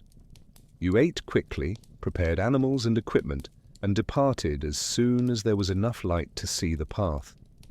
Every minute of daylight was precious, and you had to constantly calculate how much time until the intended destination. Will we arrive before nightfall? If not, where can we safely stop? Estimating distances and travel time was more art than science. Experienced travelers developed an intuitive sense of speed based on terrain, weather conditions, and the condition of their animals. 3 hours of good time to the next village. But what is good time?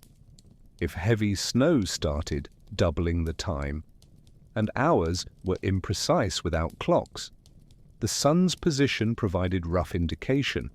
Noon, when the sun was at its highest point, dividing the day roughly into morning and afternoon.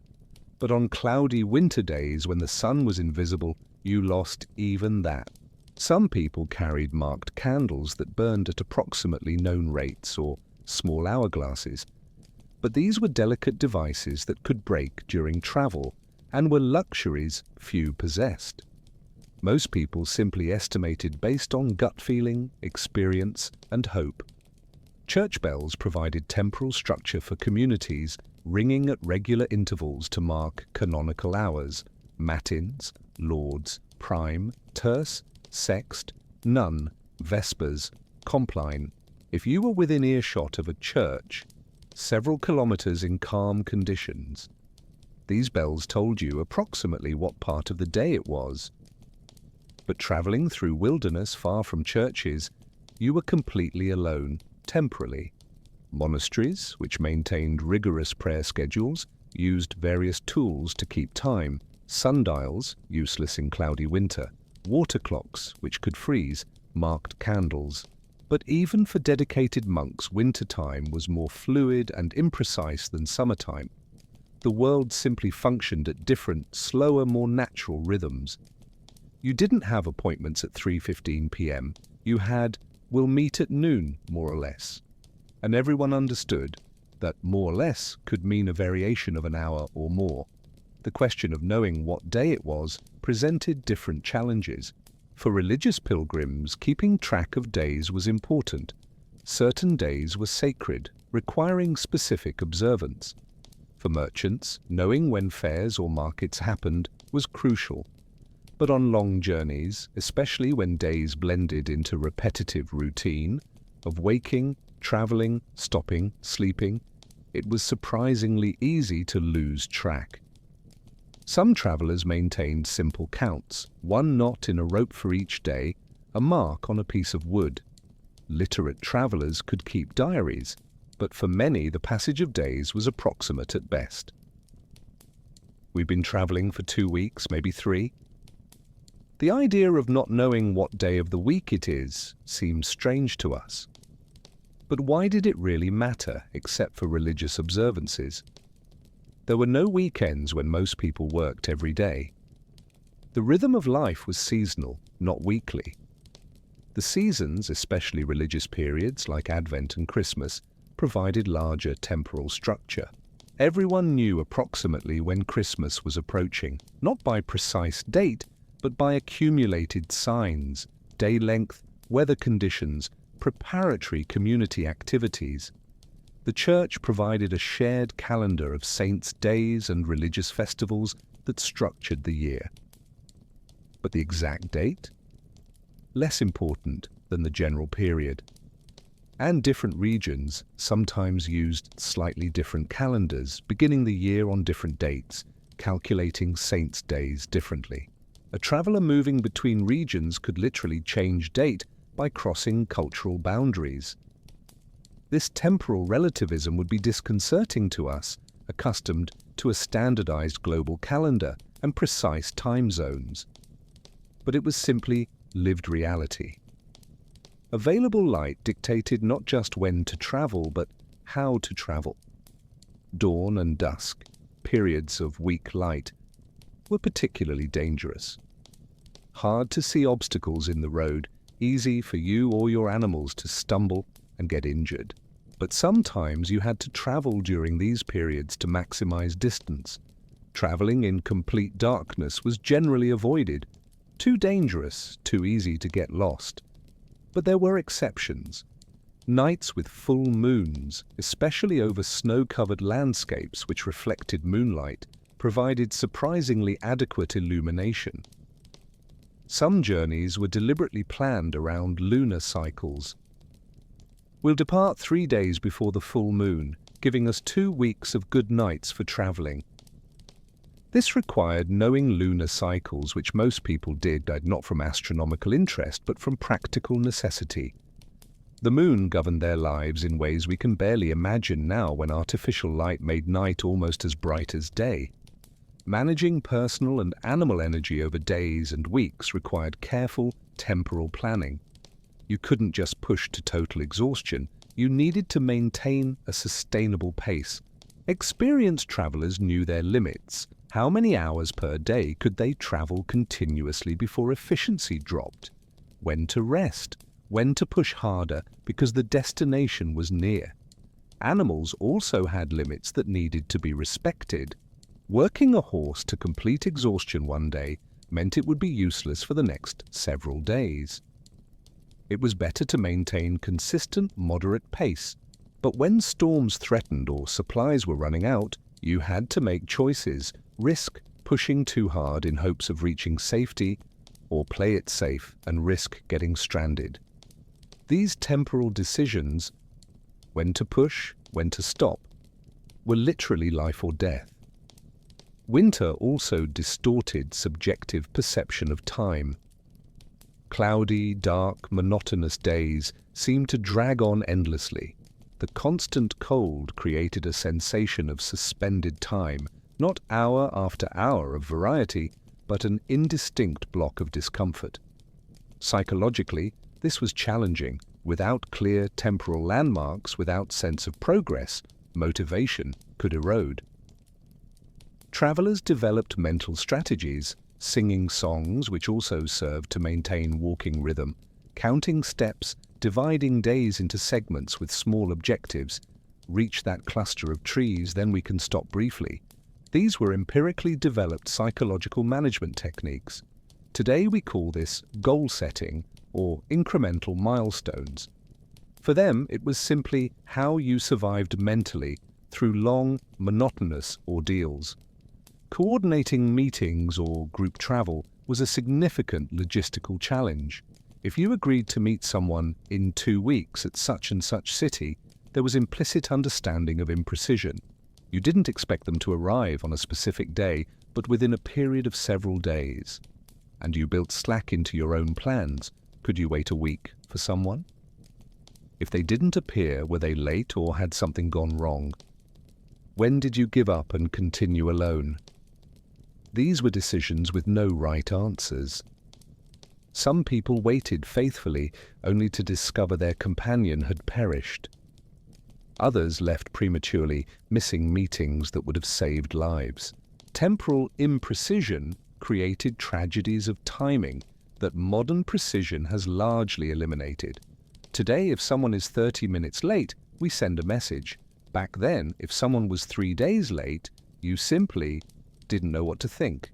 Comparing to modern experience, the contrast is total. We live by schedules, appointments at 10 a.m., meetings at 2 p.m., alarms at 6:30 a.m. Our days are segmented into 15 or 30-minute increments. We arrive late and apologize. This rigid temporal structure brings efficiency but also constant stress, the tyranny of the clock. Ancient travelers had flexibility we've lost. If it rained heavily, they simply didn't travel that day. No penalty, no broken commitments, because nobody expected certainty. There was freedom in that, though bought at the price of imprecision and risk. What's better depends on what you value, control, and predictability versus flexibility and acceptance. There's no simple answer. But it's worth noting that modern complaints about always being rushed or never having enough time simply didn't exist in the same way. Time wasn't something you had or didn't have. It was simply the natural rhythm of the world, and you flowed with it or died fighting against it. And as the sun set early on winter afternoons, casting long shadows over snow and ice, travelers sought not just shelter, but also sustenance.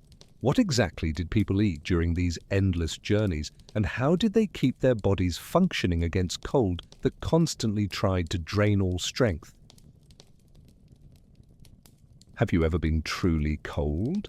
Not the discomfort of waiting for the bus on a freezing day, but cold that penetrates to your bones, that makes your muscles shiver uncontrollably, that drains energy from you as if someone had turned on a faucet.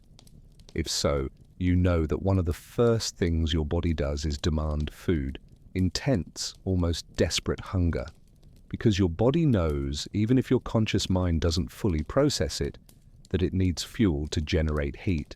Maintaining body temperature in cold weather consumes calories at tremendous rates, up to 2 or 3 times more than in temperate weather.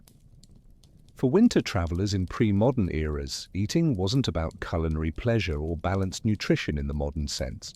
It was about pure survival, consuming enough calories to keep the body functioning, to keep the internal heat burning, to have energy to keep moving. And doing this while carrying limited food, without refrigeration, without possibility of resupply for days or weeks, was a monumental logistical and physical challenge. So what exactly did travelers eat? The short answer, anything that wouldn't spoil quickly, that was calorie-dense, that could be carried easily. Bread was fundamental, but not soft, fresh bread as we imagine. Travel bread was often made specifically to last, dense, whole-grain doughs baked until extremely hard, almost like thick biscuits. This hardtack, or ship's bread, could last months without spoiling.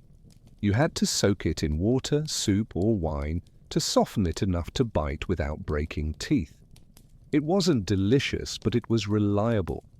Each traveler carried several days' supply of bread, resupplying at inns or villages when possible.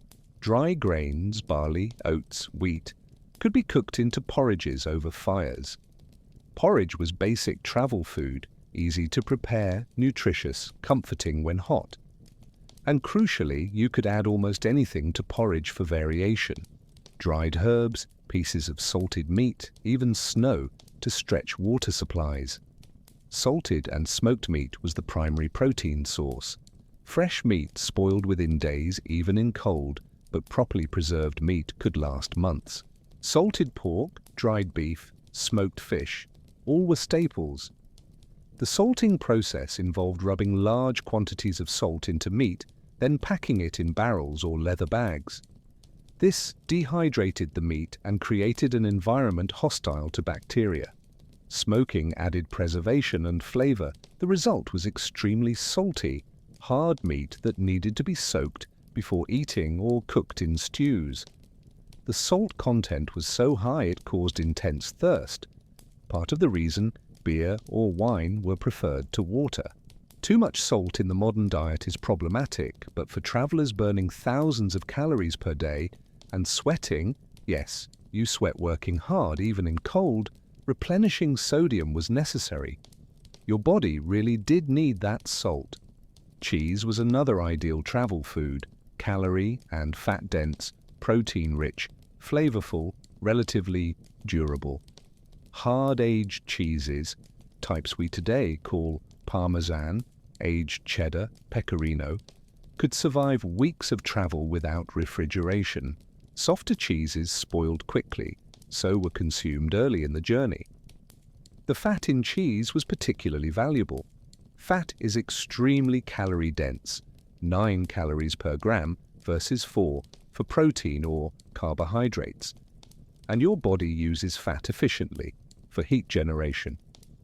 It's no coincidence that traditional diets of Arctic peoples are extremely fat-rich: seals, whales, oily fish. Fat literally keeps you warm. Butter, when available, was treasure. It could be packed in ceramic pots or animal bladders, kept relatively fresh by external cold. A spoonful of butter added to porridge or spread on hard bread transformed subsistence into something approaching satisfaction. Nuts and dried fruits were relatively expensive luxuries, but extremely practical. Nuts, hazelnuts, walnuts, almonds, were incredibly calorie and healthy fat dense, never spoiled, and could be eaten raw without preparation. A handful of nuts provided quick energy. Dried fruits, apples, pears, apricots, figs, dates, provided natural sugars and vitamins. Scurvy, caused by vitamin C deficiency, was a real risk on long winter journeys when fresh fruits and vegetables were unavailable. Dried fruits helped, though the drying process destroyed some vitamin C. Some cultures made dense fruit pastes, precursors to modern energy bars. Imagine explaining to someone from the 14th century that in the future, people would pay premium prices for energy bars that are essentially more expensive versions of what they ate out of necessity. Honey was precious fuel when available. It never spoils. Literally, honey from thousands of years ago found in Egyptian tombs is still edible. It's pure, simple sugar, instant energy, and has mild antibacterial properties. Travelers carried small pots of honey, using it sparingly to sweeten porridge or eating it directly when they needed a quick energy boost. Honey also had medicinal uses, applied to wounds, mixed into drinks for sore throats. It was valuable enough that it was often used as currency or tax payment. If you owned a beehive, you had a reliable source of natural preservative and sweetener. Refined sugar derived from sugarcane or beets was extraordinarily rare and expensive until later periods, available only to the very wealthy. Most people never tasted pure sugar in their entire lives. Beverages were as important as solid food. Water was problematic. Natural sources could be frozen or contaminated, and carrying enough water added significant weight. Weak beer or small beer, with low alcohol content, was the standard choice. It provided hydration, calories from the grains used in brewing, and was microbiologically safe. Wine served similar purposes in wine-producing regions. Stronger alcoholic drinks, distilled spirits, which became more available in late medieval Europe, were valued for the illusion of warmth they provided. Alcohol dilates blood vessels, making you feel warmer temporarily, but actually accelerates heat loss. Experienced travelers knew this empirically and were cautious, but a sip of brandy or cognac still offered psychological comfort in moments of despair. And sometimes psychological comfort is as important as physical warmth. Cooking during travel varied from impossible to rudimentary. When you stopped at an inn, cooked food was available: hot stews, soups, occasionally roasted meat. But camping in the open or in basic shelters, your options were limited by what you could do over an open fire. Metal or ceramic pots could be used to boil water or make simple stews, but added weight and volume to what was already a heavy load.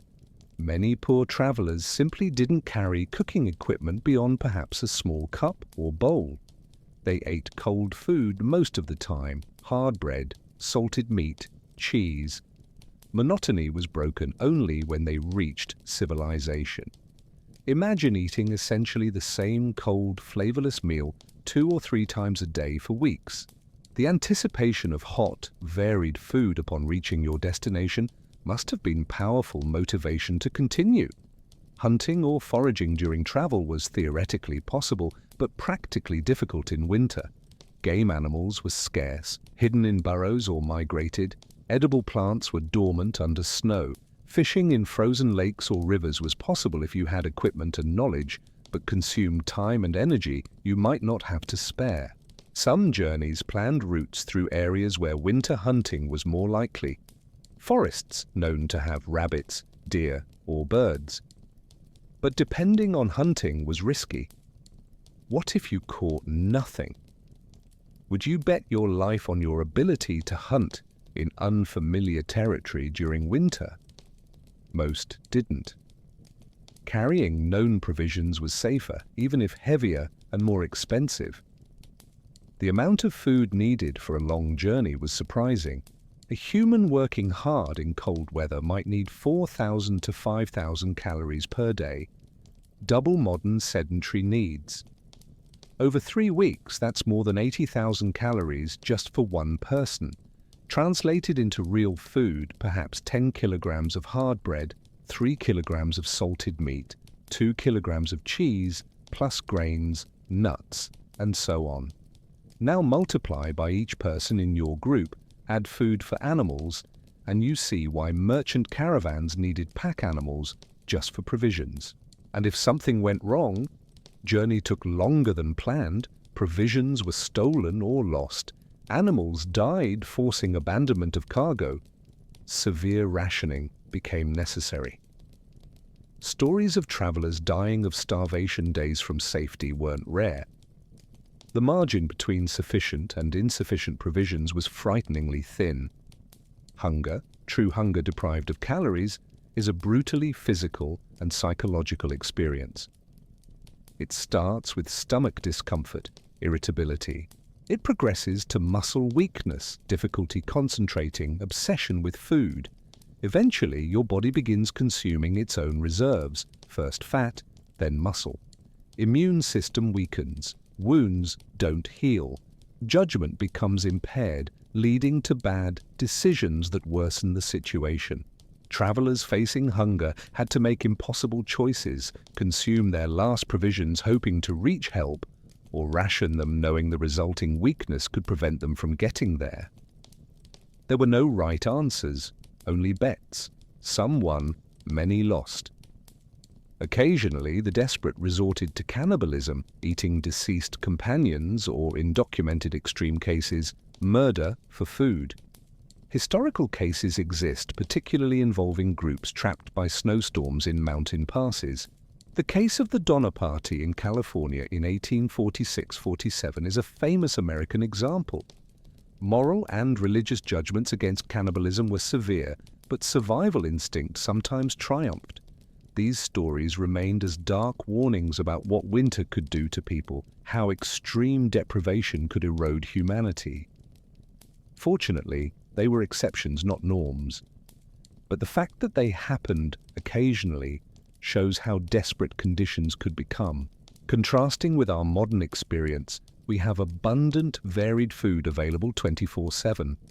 Modern refrigeration and preservation mean we eat fresh fruit in winter, fresh meat any day.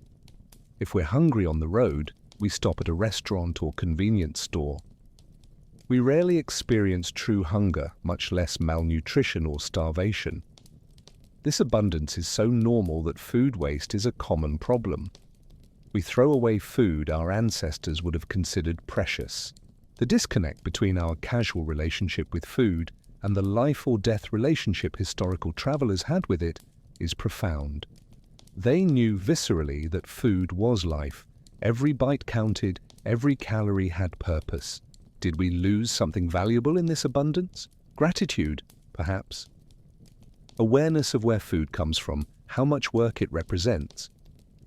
Questions without easy answers, but worth contemplating while we sit in our heated kitchens, surrounded by more food than we need, planning our next comfortable journey. And while bodies were fed, precariously, minimally, but fed, minds and spirits also needed sustenance. How did travelers maintain sanity, hope, and humanity during ordeals that stretched for weeks in relentless cold? There is a type of suffering that leaves no visible marks on the body but can destroy you as completely as cold or hunger. It is the suffering of the mind, crushing monotony, constant fear, profound loneliness, uncertainty that corrodes the soul. For winter travelers throughout history, the psychological challenges were as real and dangerous as the physical ones. You could have the best clothes, abundant provisions, strong horses, but if your mind breaks, if hope fades, if despair paralyzes you, you die anyway. How did people maintain mental strength during weeks of hardship? What psychological strategies did they develop? And what do their experiences tell us about human resilience and the limits of what we can endure? Monotony was perhaps the most insidious challenge.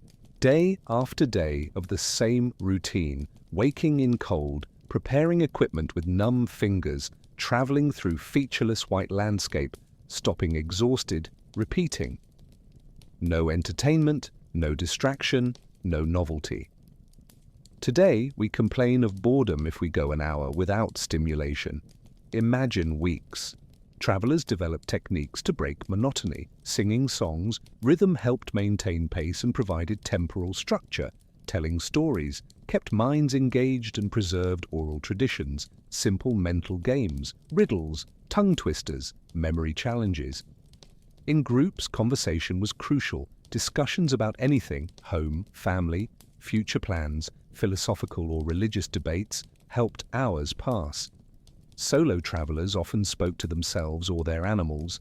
This might seem like madness, but it was a perfectly rational coping strategy. Fear was a constant companion, fear of getting lost, of storms, of bandits, of animals, of accidents, of disease. Reasonable fear based on real dangers, but uncontrolled fear could paralyze, leading to bad decisions or complete inaction.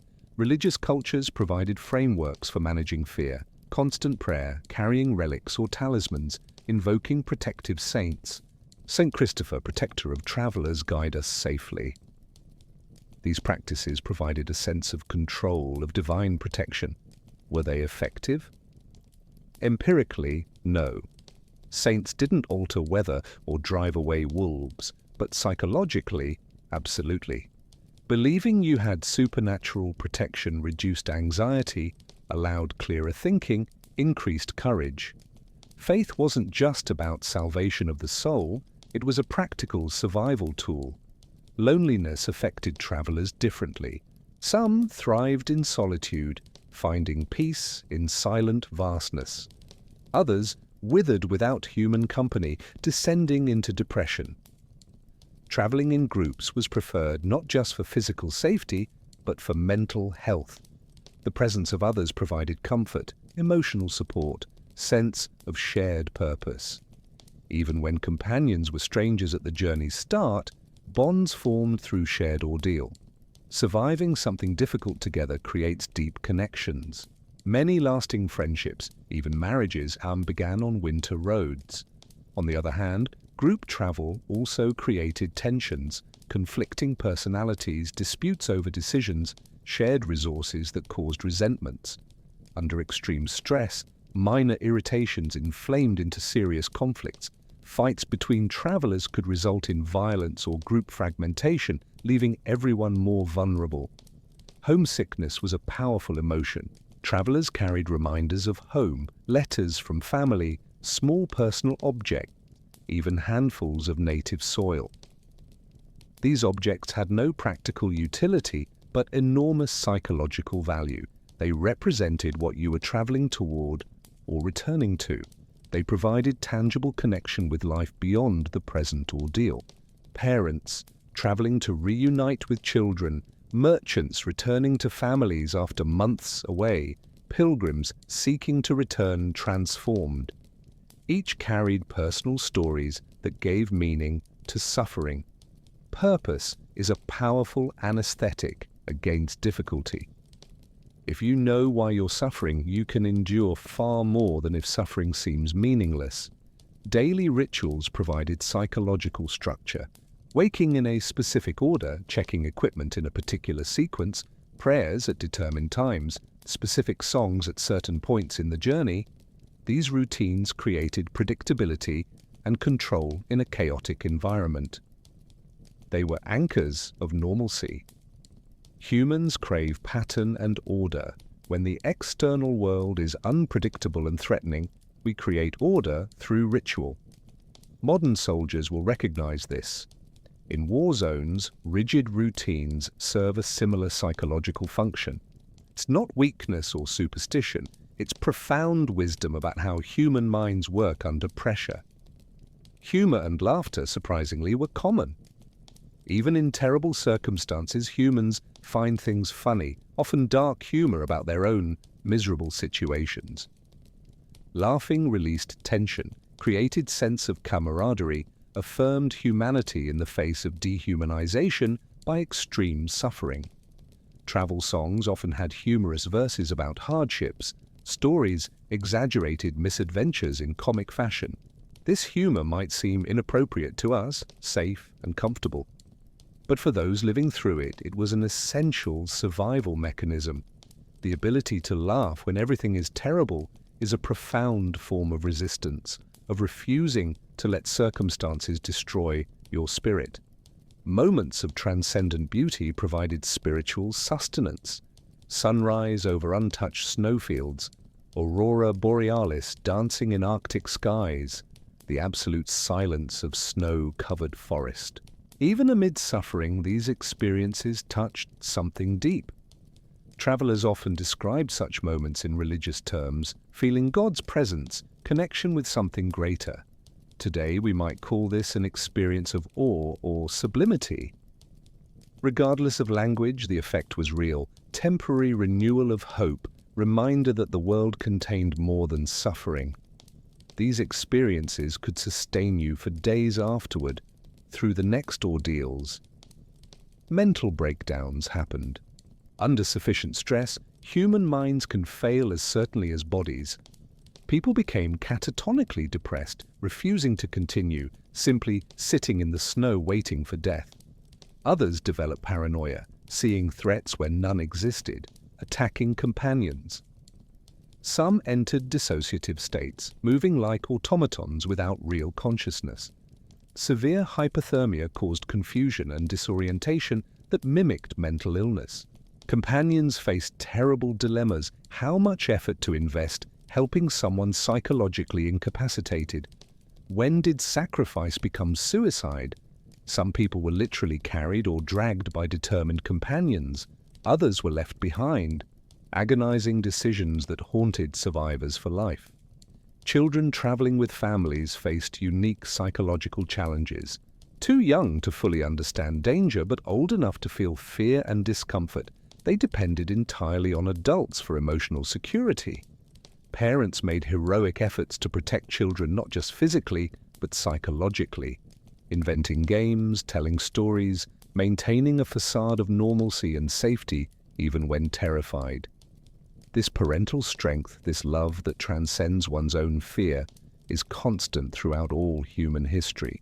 Children who survived traumatic winter journeys carried memories their whole lives, sometimes as nightmares, sometimes as sources of pride and resilience.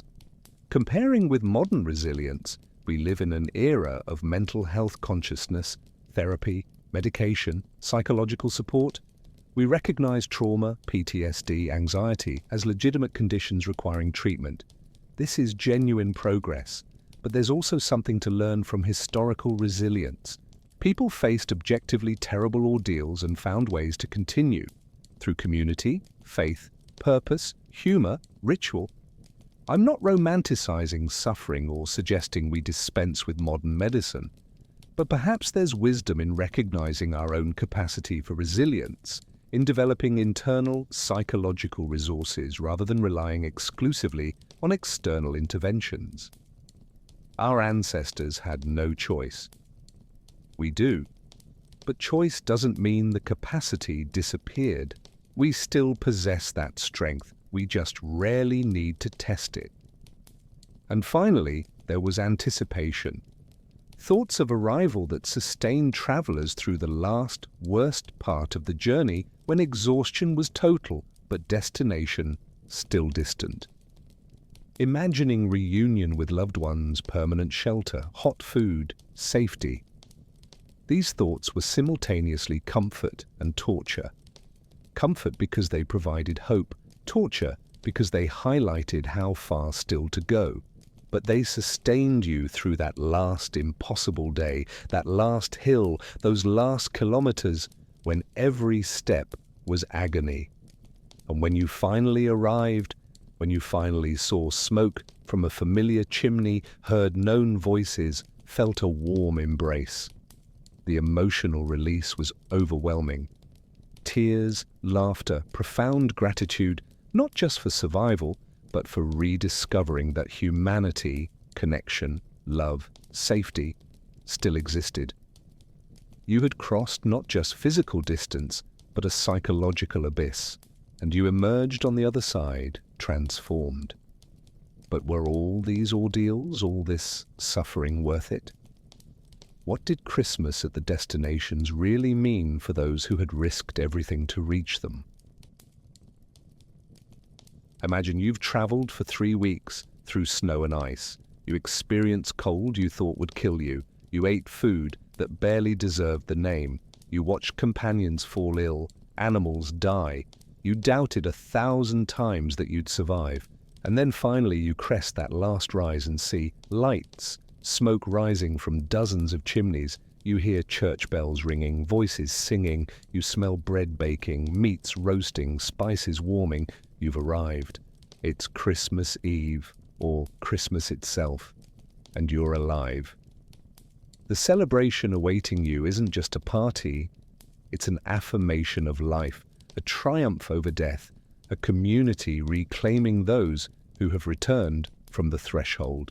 So what were these Christmas celebrations really like in ancient times, especially for those who had risked everything to reach them? And why did they mean so much more than our modern festivities, elaborate as they are? First, understand that Christmas wasn't a one-day holiday as it is today. It was an entire season, the 12 days of Christmas, beginning on December 25th and extending to Epiphany on January 6th. For agrarian societies where winter meant forced rest from field work, this was a rare period of collective leisure. But it was also a time of complex obligations, religious, social, economic. For those who had traveled to arrive, celebration was both reward for ordeal and fulfillment of duties that justified the journey itself. Peasants came to pay annual tributes to lords, merchants came to sell merchandise at winter fairs, pilgrims came to complete religious vows, families came to reunite. Each group had its own purpose, but all shared that moment of arrival. The transition from danger to safety, from uncertainty to certainty, from isolation to community. Religious celebrations were central. Christmas was the most important Christian festival besides Easter, celebrating the birth of Christ, the incarnation of God in human form. For travelers who had confronted mortality intimately, this theological message resonated deeply. God had chosen to enter the world as a vulnerable child, born in a cold stable, not so different from the conditions they had just survived. Christmas masses were long, elaborate, multisensory, incense-filling churches, candles creating flickering light, Gregorian chants echoing in stone vaults, sermons reminding the faithful of meaning. After weeks on the road, experiencing this was overwhelming. The beauty, the warmth, the safety, the sense of something sacred. Tears were common. Not tears of sadness, but of release, gratitude, wonder. The food at Christmas celebrations was shocking abundance after travel deprivation. Imagine you've been eating hard bread and salted meat for weeks. Now there are whole roasts, pork, beef, goose, venison, turning on spits over enormous fires. Soft white breads, not the dense dark types that constituted daily diet. Pies and pastries filled with dried fruits, nuts, spices imported from distant lands. Rich puddings made with eggs, milk, sugar for those who could afford them. Beverages abounded, strong beer, spiced wine, mead. For poor peasants, this might be the only time in the year they ate quality meat or tasted spices. For wealthy merchants, it was an opportunity to display prosperity through lavish hospitality. Everyone ate until uncomfortably full, and that was the point. Abundance after scarcity. Celebration of survival. You literally ate your gratitude. Gifts were exchanged, but not in the commercial modern way. Gifts had specific meanings based on social relationships. Lords gave gifts to vassals, often food, clothing, or small sums of money, acknowledging loyalty.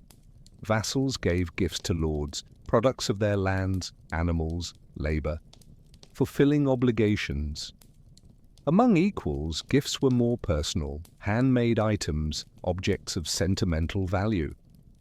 The act of giving reinforced social bonds. There was no expectation of exact equivalence as with modern gifts. Some gave much, others little, based on means and relationships. For travelers, bringing gifts from distant places had additional meaning. It demonstrated that you had actually made the journey, had access to exotic merchandise. A merchant returning from a long journey could gift family with spices, fabrics, objects never seen locally. These gifts were simultaneously demonstrations of love and displays of success. Family reunions were emotionally intense. In an era of high mortality and slow communication, you never knew if you'd see loved ones again. Every farewell could be the last. So when a traveler returned safely, reunion was profoundly moving. Embraces lasted long minutes. Tears flowed freely. Stories of the journey were told and retold. The dangers faced became part of family narrative, passed through generations. Your grandfather nearly froze to death in the great snowstorm of 1342, but survived and made it home on Christmas Eve. These stories weren't just entertainment. They were lessons about resilience, reminders of the cost of connection. Families who had lost members on winter journeys, husbands who never returned, children who perished, experienced Christmas with pain mixed into celebration. Empty chairs at the table, bitter-sweet memories. The festivities continued, but there was always underlying awareness of life's fragility. Music and dance were essential elements. Christmas songs, many of which survive in modified forms today, were sung collectively. Not performances by professional musicians, but community participation. Everyone sang, no matter how well or poorly. The act of making music together created unity, shared joy.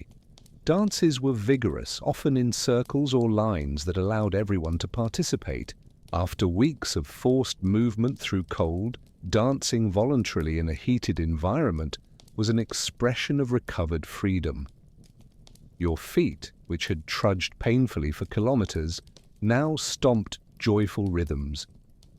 Your bodies, which had been mere vehicles of survival, were now instruments of pleasure. The transformation was physical and symbolic, but celebrations also had darker aspects. Excessive alcohol led to fights. Old disputes resurfaced in forced reunions. Class differences were both reinforced and temporarily suspended in complex ways. Traditions of lords of misrule, where servants temporarily assumed masters' roles, were social pressure valves, but also reminders that normal hierarchies would return. Women often bore a larger workload, preparing elaborate feasts, serving guests, cleaning afterward, while men enjoyed themselves. For some, especially those who had traveled under coercion or duty rather than choice, celebrations were more obligation than joy. Not every traveler arrived triumphant. Some arrived in debt, having spent their last resources on the journey. Others brought bad news. Reality was more complex than the idealized image. Contrasting with modern Christmas, similarities and differences are instructive. We still have family reunions, gift exchanges, feasts, music. But modern travel removed the element of real risk. We fly across the country in hours, complaining about minor delays. If a flight cancels, we're annoyed, not terrified. We arrive expecting celebration, not simply grateful for survival. Our gifts are purchased, not made, abundant, not scarce. We eat until uncomfortable, not because food is rare, but because it's excessive. We take hundreds of photos, but perhaps experience less intensely. Is it better or worse? It's not a fair question. It's different. We gained security, predictability, comfort. We lost perhaps the depth of meaning that comes from real cost, real risk, real contrast between suffering and relief. There is something profoundly human about the idea of a difficult journey ending in celebration. It's no coincidence that many religions and mythologies structure themselves around this narrative: ordeal followed by reward, suffering followed by redemption, because it reflects a deep truth about human experience. Joy is sweeter when contrasted with pain. Safety is more precious when you've known danger. Connection is more meaningful when you've experienced isolation. Winter travelers lived this truth viscerally. Their Christmas celebrations weren't escapism or empty indulgences. They were existential affirmations. We survived. We are together. Life continues. And for 12 precious days before winter demanded more work, more vigilance, more survival. For those 12 days, they could rest in the warmth of community and celebrate the simple, extraordinary fact of being alive. And when they finally slept, well-fed, truly warm, surrounded by those they loved, the sleep was deeper and more restorative than any other during the entire year. Because it wasn't just the body resting, it was the soul finally allowing itself to believe, you are safe now, you are home. And while snow continued falling outside, you were inside, and that perhaps was the greatest gift of all. Breathe deeply now. Feel the air entering your lungs. Warm, clean, safe. You're somewhere comfortable, perhaps your bed, your couch, an environment where temperature is controlled, where light is available at the flip of a switch, where food awaits in your kitchen just steps away. And as you listen to these words, as your mind wanders through the stories we've shared, I invite you to do something. Close your eyes for a moment, and if it's safe to do so, and try to really imagine. Not just think about, but feel the cold that won't go away, the fear that lives in your stomach, the exhaustion that weighs on every muscle, the uncertainty that whispers that you might not survive, and then the almost unbelievable joy of arrival, of safety, of being alive against all odds. That was the reality of traveling at Christmas for the vast majority of human history. And their stories, the stories of those anonymous travelers whose names we've forgotten but whose blood runs in our veins, deserve to be remembered. There is something profoundly moving about recognizing what was lost in the march of progress. I'm not suggesting we should abandon modern comforts or that the past was better. It wasn't by practically any objective measure. Life expectancy was half of ours. Infant mortality was terrifying. Pain was constant and often without relief. Diseases we cure easily killed millions. The past was brutal, unjust, often cruel. But there were also things they had that they needed to have, that we've lost. Resilience born of necessity. Community forged through mutual dependence. Deep gratitude for small mercies. Visceral awareness of life's fragility and therefore of its value. Intimate connection with the natural world. Not romanticized, but real. based on observing the sky for navigation, reading terrain for survival, understanding seasons because your life depended on it? These weren't abstract virtues, they were survival skills, and they created particular kinds of strength and wisdom that we rarely need to develop today. Think of the layers of sensory experience that winter travelers lived through, layers that our modern life smooths and sanitizes. The smell, not just pleasant fragrance, but intense and complex odors that told stories. Wood smoke meant civilization, safety, other humans. Each type of wood had a distinctive smell when burned: oak, pine, birch. And experienced travelers could identify them from a distance. The smell of sweating horses, wet leather, damp wool, their own unwashed bodies for weeks. These were smells of life, of effort, not exactly pleasant, but familiar and even comforting in their normalcy. And then, arriving at Christmas celebrations, the olfactory explosion. Fresh bread with its sweet yeast and caramelized crust, meats, roasting dripping fat that sizzled in flames, spices, cinnamon, cloves, nutmeg. So precious, they were used sparingly, but their perfume filled rooms, wine heated with honey and herbs, beeswax melting in candles. Your nose, numbed by weeks of cold, suddenly awakened to this symphony of aromas. It was almost overwhelming. You could literally smell prosperity, safety, celebration. Today we buy candles with spiced cinnamon fragrance trying to capture something of this atmosphere, but it's a pale shadow of lived reality. The soundscape of winter travel was radically different from anything we experience. The quiet, true quiet, of snow falling in deep forest, where the only sound was your own breath and the muffled steps of animals. There was no background noise of traffic, airplanes, machines. On clear nights, the silence was so profound you could hear your own heartbeat.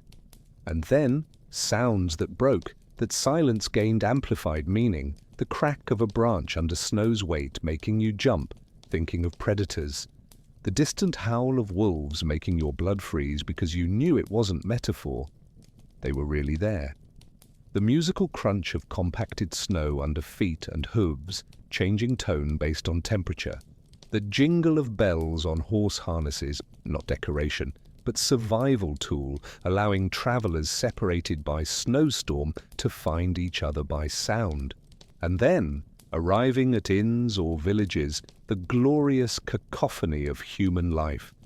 Overlapping voices laughing, arguing, singing, church bells ringing through cold air with crystalline clarity that traveled kilometers.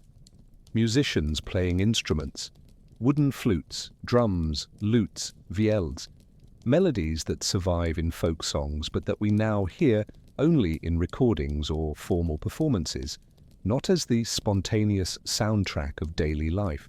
The sound of babies crying, children playing, dogs barking, pigs grunting, the common noise of human habitation that signaled safety. Touch, physical sensation.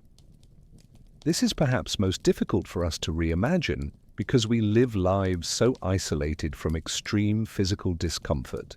Cold that starts as surface discomfort but gradually penetrates deeper. First skin aching, then muscles stiffening, eventually a central cold that makes you shiver uncontrollably because your body is desperately trying to generate heat. Fingers and toes that progress through stages, cold, then numb, then painfully hot when circulation returns. Then, if exposure continues, eventually without sensation, white and waxy, frozen.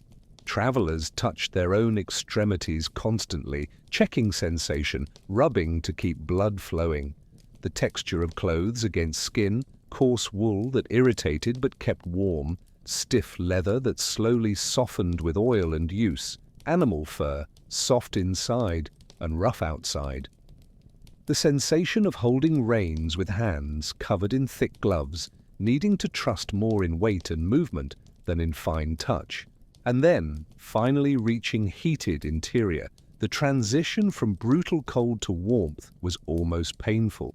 Skin burns, extremities tingle intensely, muscles tremble as they relax. Sitting near a large fire after weeks of cold was pleasure so intense it bordered on sensory ecstasy. Touching another person. Embrace of family, handshake of friend. After the physical isolation of travel brought tangible emotional comfort. Humans are tactile creatures. We need touch. Solo travelers sometimes embrace their animals, needing that physical connection with another living being. Taste. We've already discussed food, but it's worth revisiting the sensory experience of eating after deprivation. When you've been eating the same basic provisions for weeks, bread so hard it hurts your jaw, meat so salty it dries your mouth, your palate craves variety, freshness, flavor. The first bite of soft, fresh bread was revelation. Elastic texture, slightly sweet flavor of well-ground wheat, crispy crust contrasting with soft crumb. Roasted meat, still warm, fat melting on your tongue, juice running down your chin because you're eating too fast because it's so good and you're so hungry. The sweetness of dried fruits or honey. Sugar was a rare luxury, so when you tasted it, your brain lit up with pleasure. Wine or beer, not the premium label quality we choose today, but harsh, strong, earthy drinks that warm throat and stomach. For those who could afford them, spices were transformative. The warmth of ginger, the aroma of cinnamon, the complexity of cloves. Flavors so precious that countries went to war for access to them. Eating wasn't just nutritional replenishment. It was profound sensory experience, act of celebration, literal communion with others around the table. Sight, our dominant sense. Winter landscapes had a particular beauty that was both threatening and sublime. Snowfields under clear sun glittered so brightly they could blind. Snow blindness was a real risk, retinal burn from reflected UV radiation. The world reduced to a palette of whites, greys, pale blues, with occasional touches of dark green from pines or brown from leafless trees. At twilight, snow reflected the last rays of sunlight, creating an ethereal luminescence. The world glowed softly in blues and pinks as the sky darkened. Nights were either completely black, darkness so total you literally couldn't see your hand in front of your face, or on clear moonlit nights, the landscape transformed into a world of silver and black shadow, beautiful but strange, almost alien. Aurora borealis, visible at northern latitudes, danced in curtains of green, pink, violet. Before understanding physics, they were seen as supernatural phenomena, divine messages, or omens. And then, after weeks of seeing only white snow and grey sky, arriving at village or city, colors exploded. Red and gold banners hung for celebrations. Colorful clothing, blues, reds, greens, dyed with expensive dyes, reserved for special occasions. The warm golden glow of firelight through windows, candles creating points of flickering yellow light, Christmas decorations, branches of holly with bright red berries, ivy green still living in dead winter, pine branches releasing resinous perfume. For eyes starved for color, it was a visual feast. And deeper than all physical senses was the emotional sense, the psychological experience of journey and arrival. The transformation that happened over weeks on the road was profound. You departed as one person, you perhaps nervous but hopeful, focused on destination. And the journey changed you. Confronting possible death repeatedly but surviving altered your relationship with existence. Small things you'd previously ignored became moments of profound gratitude. A ray of sun warming your face, finding shelter before a storm arrived, clean water to drink. You developed respect, even reverence, for natural forces, weather, terrain, animals, because you saw directly their power. Human arrogance about controlling nature evaporated in the face of reality of your own vulnerability. And you learned about yourself, your physical endurance, moral courage, capacity to continue when every part of you wanted to give up. Some discovered strength they didn't know they possessed. Others confronted limitations in humbling but perhaps necessary ways. And the journey shared with others, strangers becoming companions through ordeal, taught about interdependence, about how survival is rarely individual achievement, but always collaboration. So when you finally arrived, when you were finally safe and warm and fed, you weren't the same person who departed, you were someone who had crossed a threshold. And Christmas celebration became not just religious festival or social gathering, but personal marker of transformation. You had survived. You had arrived, and now, surrounded by community, you could rest. The true gift of Christmas for these travelers wasn't wrapped in paper. It was life. It was connection. It was belonging. It was the deep knowledge that against serious odds you were here, and that here, physical, emotional, spiritual, was enough. It was everything. What do these stories offer us today in our comfortable, climate-controlled world? Not cheap nostalgia or romanticization of suffering that was genuine and often tragic, but perhaps perspective, when we feel overwhelmed by minor inconveniences, delayed flight, slow internet, lukewarm delivery food. Remembering what our ancestors faced as routine can recalibrate our expectations, not to make us feel guilty for complaining, but to cultivate gratitude for the extraordinary ease of modern lives. And at the same time, perhaps these stories invite us to consider what we've lost, not the suffering, but the qualities forged through it. Resilience that comes from facing real difficulty, community built on genuine dependence on one another, connection with the natural world that comes from observing it by necessity, gratitude that flows from contrast between deprivation and abundance. On long winter nights when you're warm and safe, perhaps it's worth pausing and imagining your ancestors, because we all have ancestors who traveled, who survived brutal winters, who risked everything for connection or survival or faith. They did this so you could be here. Every journey they survived, every Christmas they reached, every child they protected against cold is a link in the chain that leads to you. You are the product of their resilience, and their stories, though often forgotten in specific details, live in you, perhaps in how you face difficulties, perhaps in your yearning for connection, perhaps simply in being here, alive, in a world that millions of your ancestors fought to navigate and survive.